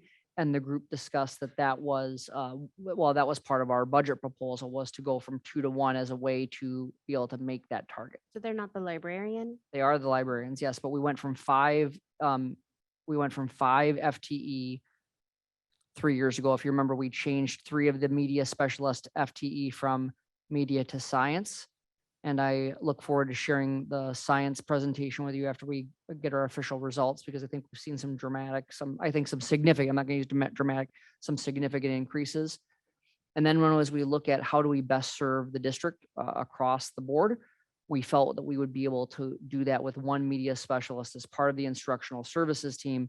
And then the instructional services team working collaboratively with that media specialist to be looking at things like library collections, so that multiple people are looking at what are we ordering, how are we weeding the collection and those things. So rather than simply having the media specialist responsible for that, we see that more of the media specialist leading it, but more of an instructional services in totality kind of work. Thank you. Questions over here? Amy. So I saw several questions on my list, but I'm wondering about elementary portage. Does it pay for itself right now? So that's an interesting question. We've had multiple conversations about how to assess whether Portage is actually funding, like paying for itself. So from my perspective, there's 2 different kind of schools of thoughts, I guess, that I'll lay out and tell you my personal opinion. So one is all of the students enrolled, had we not offered Portage, would have chose another school district. So that's 31 students. If they all went elsewhere, that's a significant amount of money, and it would pay for itself. The other school of thought would be, I don't know that all 31 students would choose something else. Is it 5 students that would go somewhere else? Because then it's not paying for itself if those 27 other students are coming back to the district anyway. And so that's kind of what we've been going back and forth about, is how do we really assess? I would like to see the data that suggests we had 10 new students that have never enrolled here enroll in Portage. That to me would be new revenue, if that makes sense. But truthfully, this is a difficult one to assess, because until we have it or don't have it, we're really not going to know what that impact is for those students and how it impacts us financially, if that makes sense. I would imagine that one of our main draws could be from the homeschool group. But I know we talked about that a little bit. That's mixed, but as we grew, we could probably pull in more of the homeschool group. So I'm just curious about, I don't feel like we've given it enough time to either go up or down, because we've been in the middle of COVID the whole time, and we haven't given it the promotions to pull in people who might be in other districts, or a lot of people are just figuring out this online stuff now as a more permanent option, because they might want to travel, they might want to spend a year on a sailboat, I don't know. And it just seems like we might be stopping it too early, and having an elementary portage program could then lead into the secondary portage program. Those students graduate from one to the next. So it's just something to think about. I'd be interested to know what the interest is in it for next year, and whether it would be sustainable or not, because right now it seems it's right on the cusp and could go either way. Yeah, right now there are, of the 31 students, I believe 5 are not resident students. So that's one analysis you could look at. Again, those 5 students that are not resident students could have already been open enrolling. So there's a lot of different facets to that puzzle that make it a little challenging to truly assess the financial impact. And I do think that this is the challenge of this market, is because of the choice that you have in Minnesota. The truth is that people could wait till just the last minute to say, I'm going to go to another online school, or I'm going to choose the, we do know that there's a delay in that decision for a variety of reasons. But it is also, as we said before, it's one of the places where there is a revenue stream, and you have to consider that, right? That, there is the possibility that those students may not choose to come back in person. Did you have a comment about this? Well, I did, because it kind of segued too into the secondary portage. And, there's the unknown as well. And I appreciate the thought about doing the marketing. And we know there's districts that do it. And, we market the program. So if we marketing secondary, we could market elementary. I mean, it does seem premature to cut bait. So, we do talk about revenue, and we get challenged on that. What are you doing? Well, okay, there's not many opportunities, but here is one. And we do know that we have some unique aspects that we can give people to say, you can be online, but you can also come in and take a music program, that you're not going to be able to do with Blue Sky and some of these others. So, if that's the name, Blue Sky, yeah. So there, we have always had students who have done online learning, always, but we have this opportunity now to keep them here. So I appreciate Amy's question on that, and I wanted to add, our thoughts on the secondary, and if that could be really translated to elementary as well, in terms of, do we just go out and market, our our program and the unique aspect of the program. And then also, would we have, so students, where you talk about where we're trying to do enrichment, and though, Gates program was reduced in 2011-12 with those budget cuts. So it is an opportunity for students to get enrichment and be able to, maybe have some other online opportunities that they don't have. So. Points. No. I suppose my comments are going to get me a few emails, and that's all right. That's why I'm in the job. But we spend more money on cheerleading than we do on elementary portage, according to the budget. Per participant. Per participant. Okay. Yeah. I'd have to do the calculation, but That's the calculation. per student. Yeah, Yeah. that's not an opinion, that's a calculation. Jeff. I would say that you have to reach out to communities just to show that you actually care. And I think that, I know that I run into actually a lot of people around town that say, well, you go to school here? No, we homeschool. It's like, and I think that there's kind of a gap between a lot of trust that's been lost recently, or maybe not recently, about public schools, and especially within the young. They want to educate their kids when they're young and then figure that out. But I think if you, as a public school district, if you're not doing things to cultivate that relationship, the older the kid gets, the less I think likely that they might be to try, public schools. So do you ever, you don't necessarily know if a child lives in the area. You don't get those numbers of who's around, because you could have, hundreds of kids that are homeschooled that you wouldn't even know that are in the school district, correct? No, we know they're Okay, required to file okay, paperwork. Okay. And we do get we get birthright. I actually personally write every family who has a baby within the district a welcome to Northfield Schools card. I've got some in my bag right now I have to write. But so we do have a record of that, Jeff, and they are required by law to file homeschool paperwork with us. And what's interesting is our homeschool population is nearly back to what it was before, not gonna say pre-pandemic, but pre-2021 levels. And so we have long had a strong 115 or so roughly student homeschool population. And we have had a long, great relationship with those folks. Okay. I do not think that that is the population within our community who will choose Portage. I think that the Portage expansion is not going to come from within the district. It's going to come from people who are not in the district, but looking for an online program. And our I will tell you that, briefly, that I do struggle. I have really had to come to some personal connection around personal piece, I should say, around needing to market to within other communities.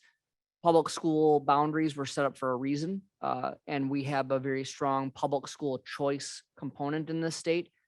I have struggled about marketing or, to other districts to intentionally seek students from other systems to come to our district. That is just a piece that I struggle with. But when it comes to Portage, we do have a thought process that I can live with, which is to market to school districts where the district has not been formally approved for an official online program. So that is as a veteran administrator, that is a struggle for me to do that. But I do recognize that the rules are changing, and that just like with everything else, we need to, both the written and unwritten rules are changing, and that we need to modernize our approach as well. Amy.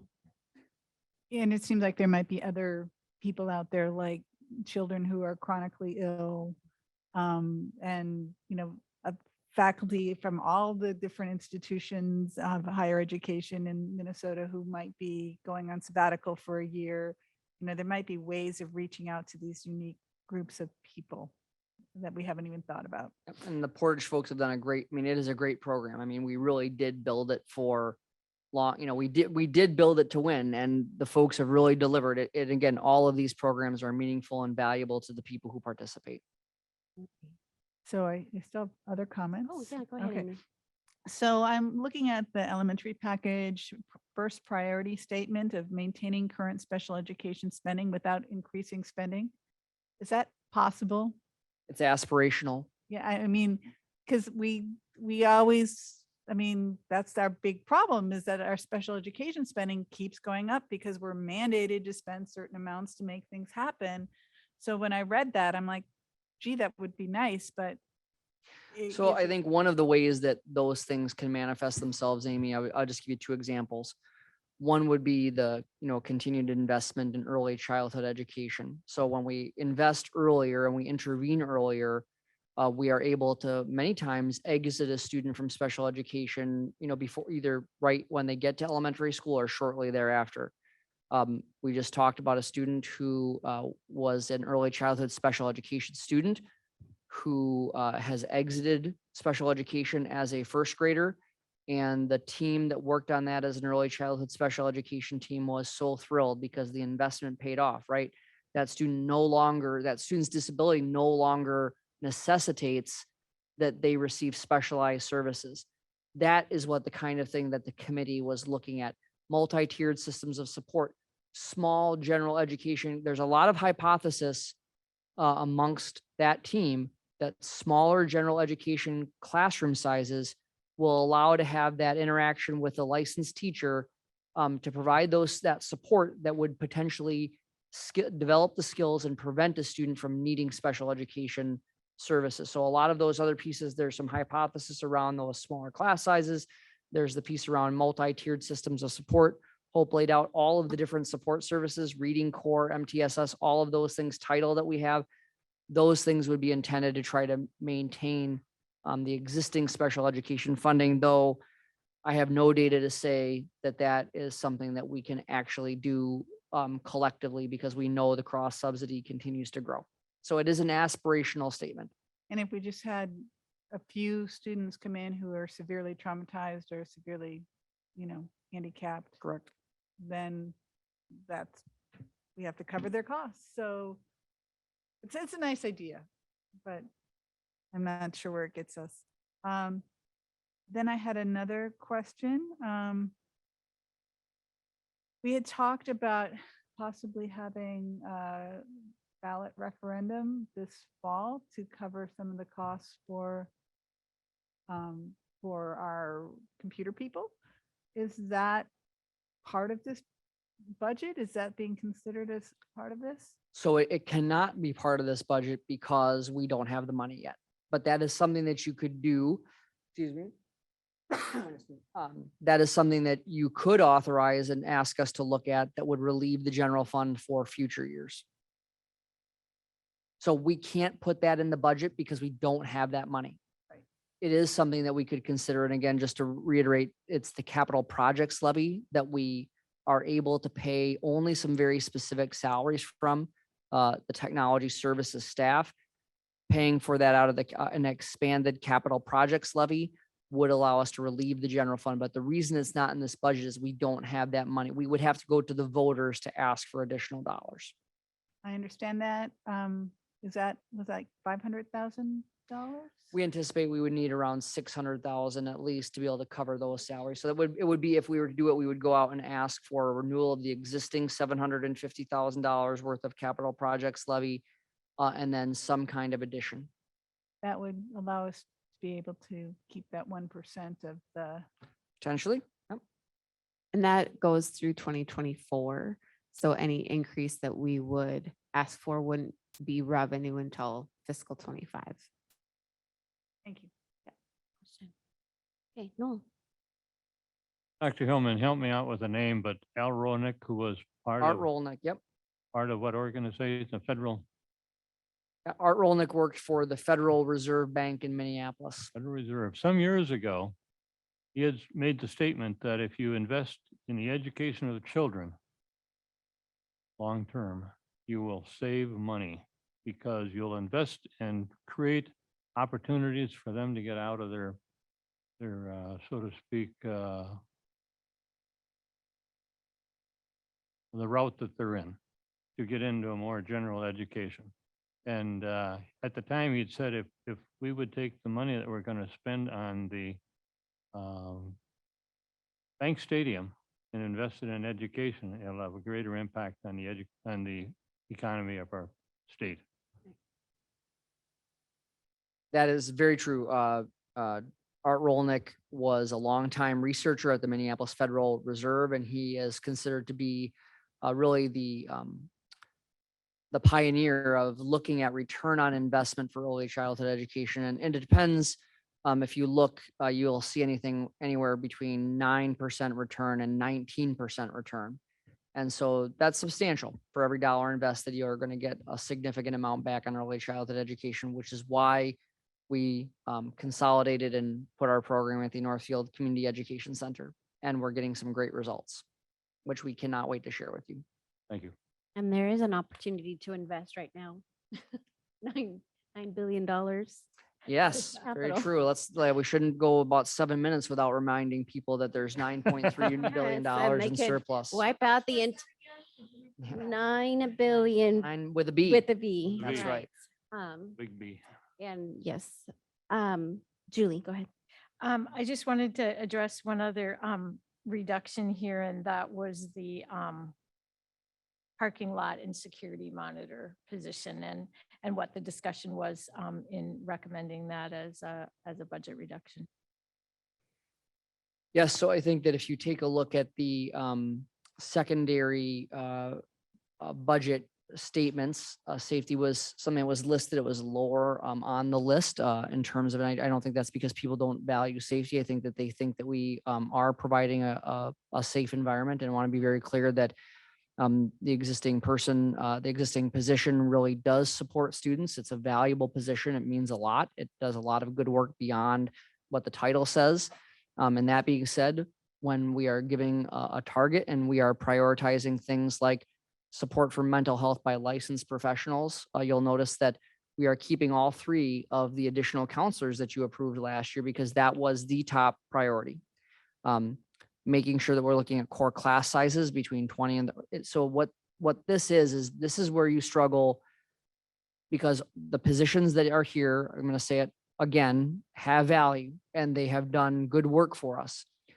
But what we do with a priority-based budget is we say, what are the things that get us closest to achieving our vision, our strategic commitments, and our benchmarks? And we ask people, what do you want to put in first? They tell us what we want to put in first. In this case, we want licensed professionals to support students' mental health. We want to make sure we're continuing to be creative with our scheduling to allow students the opportunity to have those courses that they might get elsewhere on campus. We want core class sizes to have a max of 30 and a minimum of 20. We want to maintain co-curricular activities. When you put those things in order, there are positions that fall below the amount of money that we have to spend in that area. And unfortunately, there are a number of really great positions and programs that are recommended for reduction, because when you put things in that order based upon the priority that we had 72 people participate in, something has to go.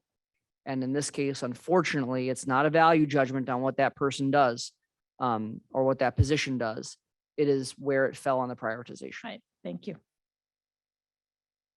Jeff? And just briefly with Matt, I know that just comment on student discipline. I mean, has that gotten better over time? As far as I know that they're kind of rambunctious in some sporting events and some different things. And is that kind of calmed down, or is that an ongoing issue? So I think that schools across the country have reported some challenges in returning to in-person learning full time. What I would say is that what I am hearing now versus what I heard at the beginning of the year from the high school is that the students have reacclimated in many cases. I can't say all the time, but we are still seeing some struggles. What I will tell you is there's not nearly what we are hearing from other school districts, and it's not even close. I do know that the middle school has shared lately that they are continuing to have to intervene more than what they feel that they should. The lights have gone out here. Now I look like I'm on stage. There we go. Very good. So I think that we, like the rest of the country, are adjusting to that. It will continue to improve as students are able. I want to be very clear. It's not a crisis, but it is something that it does have many adults very concerned throughout the country. And it is a concern at the middle school and high school. I do think that it has improved over the beginning of the year, but there are peaks and valleys with that. And I know just talking with the middle school, they are experiencing just a greater than at the end of the year. It's starting a little earlier, I think, is how they would frame it, that they're just seeing some additional need for intervening and helping educate students about their behavior. So it's not something that I would say is the word crisis can be interpreted in a lot. I wouldn't say it's that. I do think there's ongoing concern. I do think that as students continue to get back into the routine and the support that they have from professionals, licensed professionals for their mental health, that will also assist. But we are like the rest of the country who are struggling with that, albeit at a lower level than what some of my colleagues are sharing is happening in those districts. Question? No? I'm not astute enough to pick this issue apart, but I want to talk about fund balance for a moment. I would, my number is 14%. And I would leave it to the administration to decide if that's too low. It may be too low. I'm not astute enough, as I say, to be able to figure that out. But I don't want to preserve a fund balance at the expense of faculty, teachers. Fund balances don't educate kids. Teachers do. So with that, that's about as much I'm going to say. And I would like to just make one comment on that. We would not have put on the list 15 and 14 if we were not comfortable in you approving that. So I think the one thing that we also need to really think about is you're going to notice on this list, and nowhere in this discussion have we discussed salary freezes. That's a very common tactic when people are reacting to a budget issue. We are doing this for a different reason than a lot of it. This is not about poor spending or poor budgeting. This is about an ongoing change in our student population. We're not recommending salary freezes for people because of the fact that we need to still recruit and retain a high quality workforce. Fund balance does, I'm not wanting to hold on to it. What I'm saying is it's a tool that we can use to continue to provide reasonable increases over time to our staff. So I think it's we are comfortable. We wouldn't make the 14% recommendation if we weren't comfortable with that. We wanted to lay out two options for you. In addition to having the 16%, you can choose between those three. I think that we just have to think about what are those options. I want to be really clear that, fund balance also helps us with things like trying to have ongoing competitive salaries. But we are comfortable with 15 or 14 based upon Val's detailed analysis. Thank you.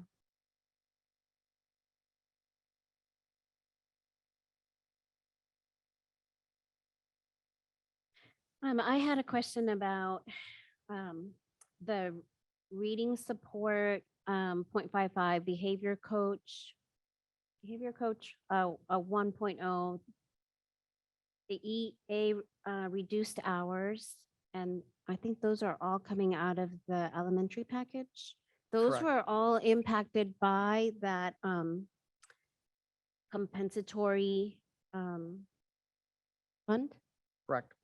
And so I just wanted to hear that argument again, that these positions, are being slated to be eliminated. But if there's a need there to have the 2 behavior coaches, say, or the reading support specialist at 0.55, so then what's going to be our process for making sure those needs are met? Take that one, Val. I will take the first swing at it and then you can fill in the blanks. So I would say one of the things that I have strived to do in my position is to ensure that there are systems in which the buildings can know what funds they have coming, how they can spend it, and those sorts of things. This particular compensatory allocation predates my tenure here and was an amount that certain buildings got during an increase that they did to compensatory probably 15 years ago. And so it is not something that all buildings have access to, which I'm not super comfortable with, but this is how it has been. And so I will say these positions are clearly valued in the building. They would not fund them if they were not. And so certainly there's that. Bridgewater also qualifies for title currently. We don't know what they will qualify for next year, but that is also reading support. So there's another mechanism for that for students who need that.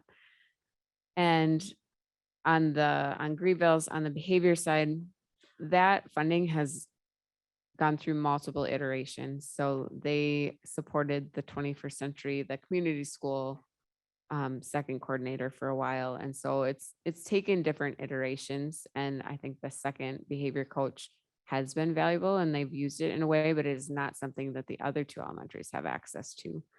And so I struggle a little bit looking at that from both ways, but Greenville would still have 1 behavior coach, similar to the other. So they would all have 1 behavior coach. And the kindergarten EA time, I'm not 100% certain what that looks like at the building level.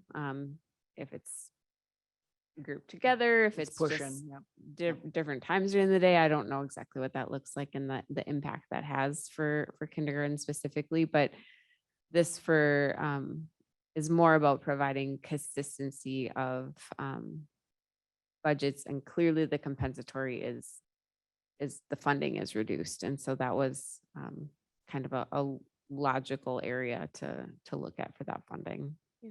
I guess the thought that I go down is that this could, in a matter of speaking, be another cross subsidy, right? That there is a need there. And so we wouldn't say because we're not getting enough funds in EL or special ed that we're going to then eliminate certain services or classes or staff. But here, because we're losing the free and reduced lunch funds, then we're seeing a loss in 3 positions and stuff. So that's just where I'm going with that. And it's important that services and needs be met. And I think I just get concerned that this is a place where we're just saying, well, we don't have that special fund, so we can't have that program.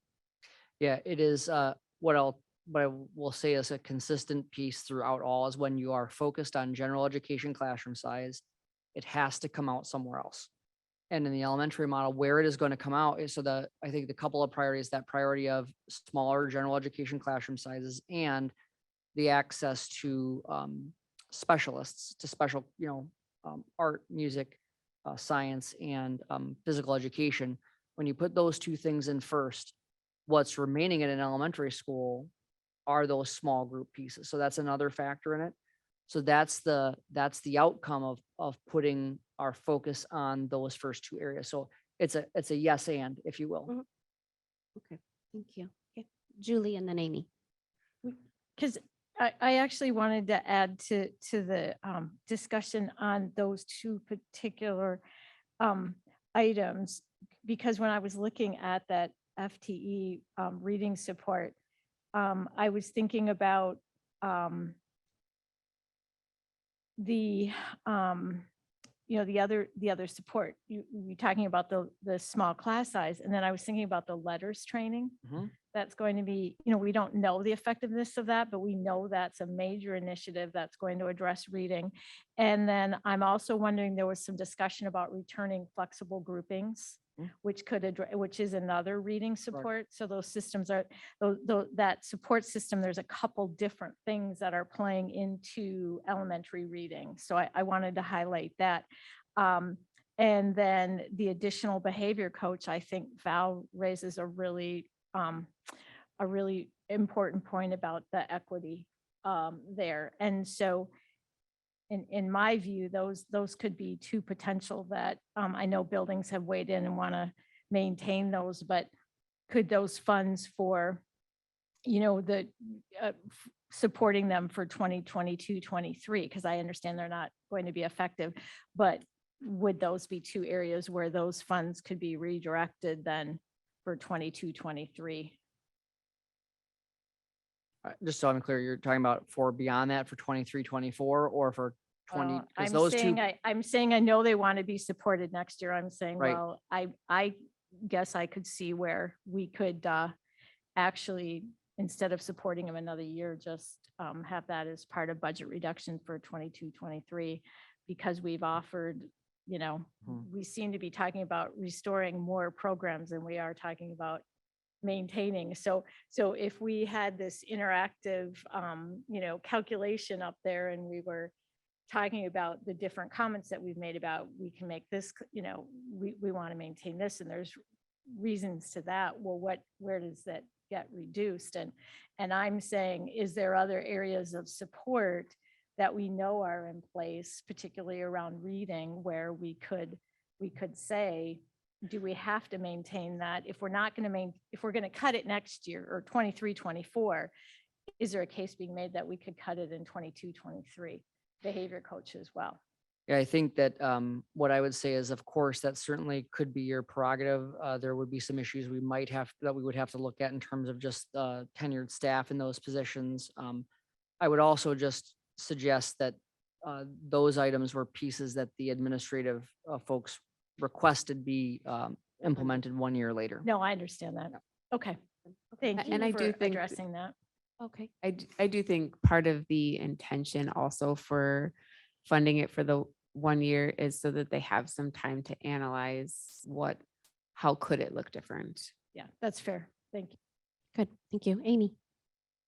I just have a question about how how you're approaching the compensatory funding for next year. Have you already assumed in the budgeting process that we're going to have the boost back up and the additional $363,000 that we didn't get this year, that we're going to have that again? Has that been added to the calculations? Or if we do get all the people filling out the forms, will we then have this $363,000 that we get to allocate to worthy causes? In classic MDE form, it's actually based on your prior year. So our calculation for fiscal 23 is actually 673,000. So about $50,000 more. So we know that for 23. I will just, if we just take a step back on compensatory and basic skills is the other label that MDE uses. All of the programming that we have paid is close to probably $2.1 million. It covers EL, it covers the discretionary compensatory, and a handful of other smaller things.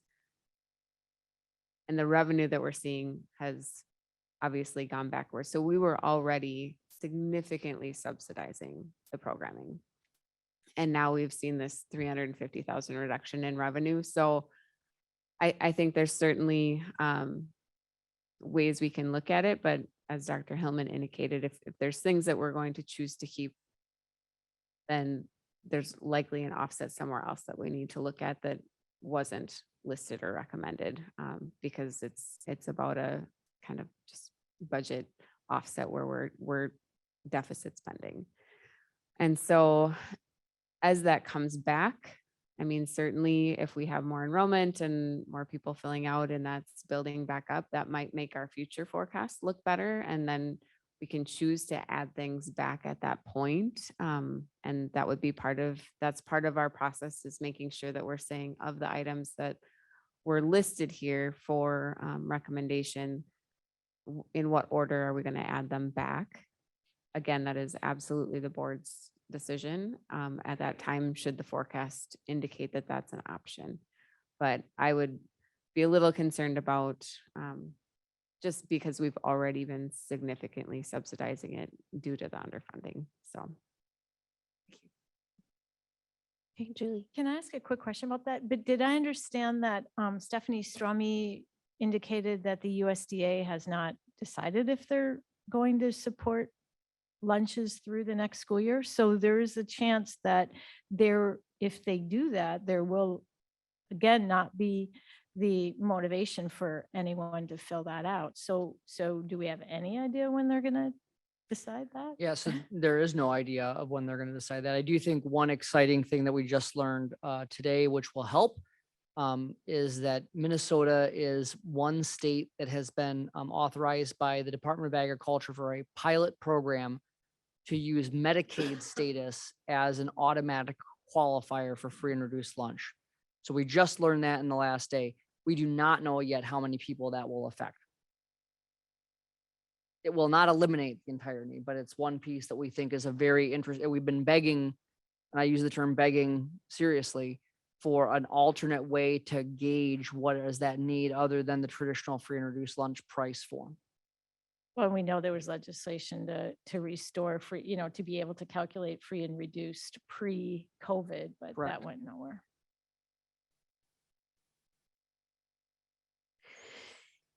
Anyone else? Tom. One last question. So when is the state legislature making its decisions? End of May? They're required by law to adjourn on May 23rd. If we happen to get the cross subsidy, would all these cuts be moot? Or would we just add them back? I think it would, it will depend. Tom, I don't see, unfortunately, as much of an optimist as I am, I don't see a pathway for us to get the full cross subsidy. I think there's a chance. I'm less confident of that today than I was on Friday. I think there's a chance for us to get some cross subsidy out of this, but I think it's important for folks at home. We're going to use this as we bring this discussion to a close. If what you've seen tonight is something that motivates you, we strongly encourage you to reach out and engage your legislators. And please ask them to fully fund that special education cross subsidy. At least give us, I'll take the compromise of even just giving us the existing cross subsidy, which is $781 million across Minnesota, less than 10% of the total amount that they have in the surplus alone. So for folks at home, if the discussion tonight has motivated you to want to do something, I just encourage you to consider reaching out to our legislators and telling them the importance of that cross subsidy. Tom, the other part is by statute, the legislature has to do nothing in this session, zero. They're required by law to pass a balanced budget in the first year of a biennium. If they get to May 23rd, the governor's been very clear, there will not be a special session. So if we get to May 23rd, and let's just say that we're going to say that the House and the Senate packages have a little bit of distance between them. And so I'm very hopeful that some calls for unity will be heeded and that we will take a look at doing what is the right thing for one of only two of the constitutional responsibilities of state government. Remember, the Constitution of Minnesota requires two things: schools and roads. That's it. That's what state government is required to do. So we would hope if we do get that, we would be pleased to have that discussion. But it is our responsibility to make sure that you are the custodians of a treasure, of a gem, And we are not on our watch. We're going to make sure that it's sustainable, even with these these excruciating decisions. Thank you. Are there any more comments or questions? Okay. Well, thank you, board members, for a great discussion. Thank you, Val. And we look forward to more discussion May 3rd. Certainly difficult decisions and impacting every member of our community. I just want to thank the work of the committees, which included community members, staff, and administrators. And then, of course, I also echo that plea to connect with your representatives in St. Paul, which could bring our district $5 million in promised funding. Okay, we're moving on to item E, where we will hear superintendent's operation and COVID-19 update. Yes, you will. So I'm going to be very brief because of the time of day. So the good news is that we still are seeing fairly low COVID numbers across the district. It is higher than the last time I reported to you. Today, when I updated the dashboard, we had 24 new cases in the previous 14 days. ILI rates still have been outstanding. 6 of 7 schools, less than 2% of their students absent to ILI symptoms April 11th through the 15th. You can get additional information on the dashboard. We continue to work with our teaching staff on anti-racism training. This connects to our strategic commitment of people, learner outcomes, and equity. And we did a tabletop exercise with staff last week around 2 scenarios where students made either a racist or homophobic statement in class and how teachers might address that situation, and really good discussion about how can we address that, use it as a learning opportunity, and yet hold people accountable in an appropriate way. I want to just give you an update on the Northfield High School Facility Task Force. They'll hold their last meeting this Friday. Some people might be saying, why are you even talking about a facility when you are talking about budget reductions? Remember, in Minnesota, school finance is highly regulated, and there is no bonding, very little bonding or capital funding, except for what we talked about tonight, that can be used to support operations. So we are also charged with the stewardship of our facilities. One thing I want the board to know is that we are considering looking at a stratified random sample survey to better understand the community's perspective about their financial capacity. That would include the capital projects levy that we talked about that would potentially provide some general fund relief, but it would also talk about what the potential future of the high school facilities would be.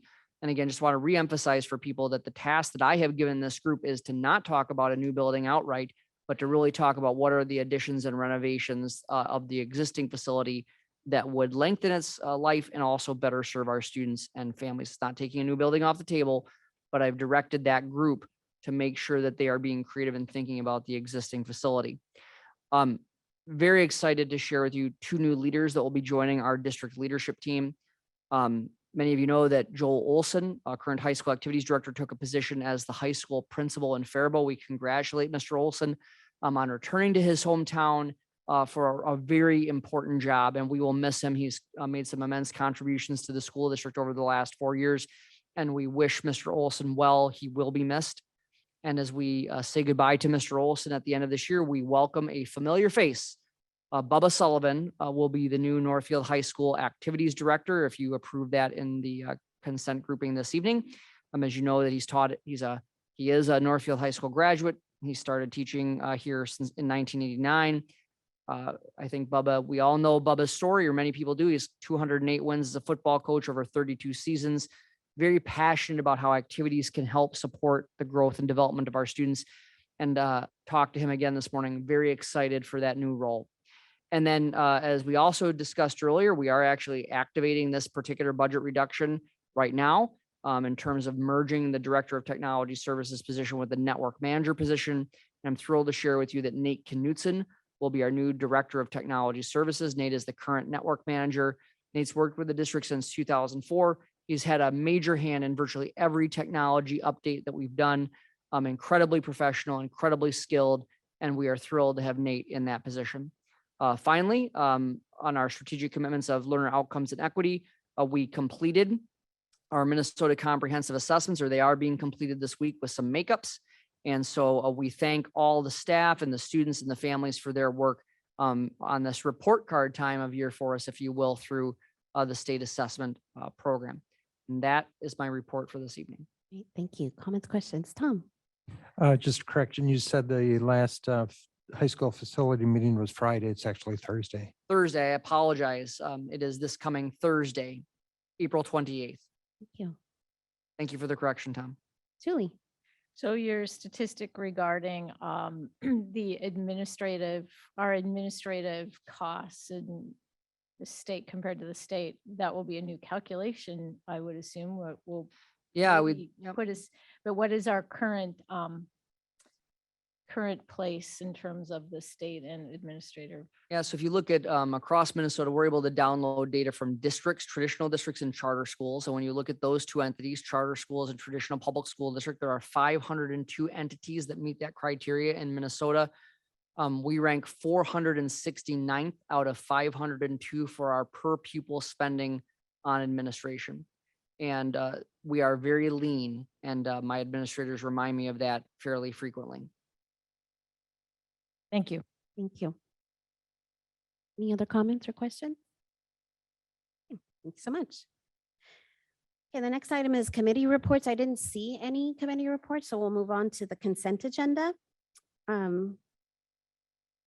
As a reminder, there were some personnel items in the table file added to the consent grouping. Is there anything anyone would like to pull from the consent grouping for separate consideration? Okay, is there a motion to approve the consent grouping? Moved by Julie, second by Amy. All those in favor of approving the consent grouping, say aye. Aye. Opposed? Okay, motion carries. Item number 8 is a resolution. So there will be a roll call vote. Is there a motion to approve the resolution for termination and non-renewal of probationary licensed teachers? Moved by Julie, second by, not a second, by Tom. Thank you. Broniak, I'm sorry, I'm gonna just add something to that motion. I needed to add that's listed in the board packet, effective at the end, at the close of the current 2021-2022 school year. So do I need to take another motion on that? I just added that's at the close of the current school year to that motion. I don't know. Do you want to read the resolution? Yes, So is there a motion to approve the resolution for termination and non-renewal of probationary licensed teachers listed in the board packet effective at the close of the current 2021-2022 school year? Moved by Julie, second by Tom. Okay, so if there's no discussion or question, yeah, Amy. I am just curious how this is handled with the people involved. Yes, all of the people on this list have been notified in person prior to it coming to the board tonight. Okay, no further discussion, then Anita will conduct a roll call vote. Broniak, Aye. Gurwitz, Aye. Gonzalez George, Aye. Richard, Aye. Cornell, Aye. Stratmon, Okay, resolution passes. Thank you. Okay, item 9 is items for information. There will be a community open forum on Tuesday, May 3rd from 5:30 to 8:30 at the middle school on the proposed budget prioritization. National Teacher Appreciation Week is May 1st through the 7th. This is another opportunity to thank our teachers who have played such a huge role in our lives. Teacher Appreciation Day is Tuesday, May 3rd, and we recognize the dedicated educators across the country and our state and our district and the lasting contributions they all make to our lives. Last item of information is the graduation at the ALC is Wednesday, June 1st in the middle school auditorium at 6 p.m. And the Northfield High School's graduation is Sunday, June 5th at Memorial Field at 2 o'clock. Our future meetings, we have regular board meetings are set for May 9th, May 23rd, and June 13th at 6 p.m. in the Northfield District Office Boardroom. We will have a work session about the high school June 13th from 4 to 5:45 before the regular meeting. Is there a motion to adjourn? Moved by Noel, second by Jeff. Thank you. All those in favor say aye. Aye. Opposed? Okay, motion carries. We are adjourned.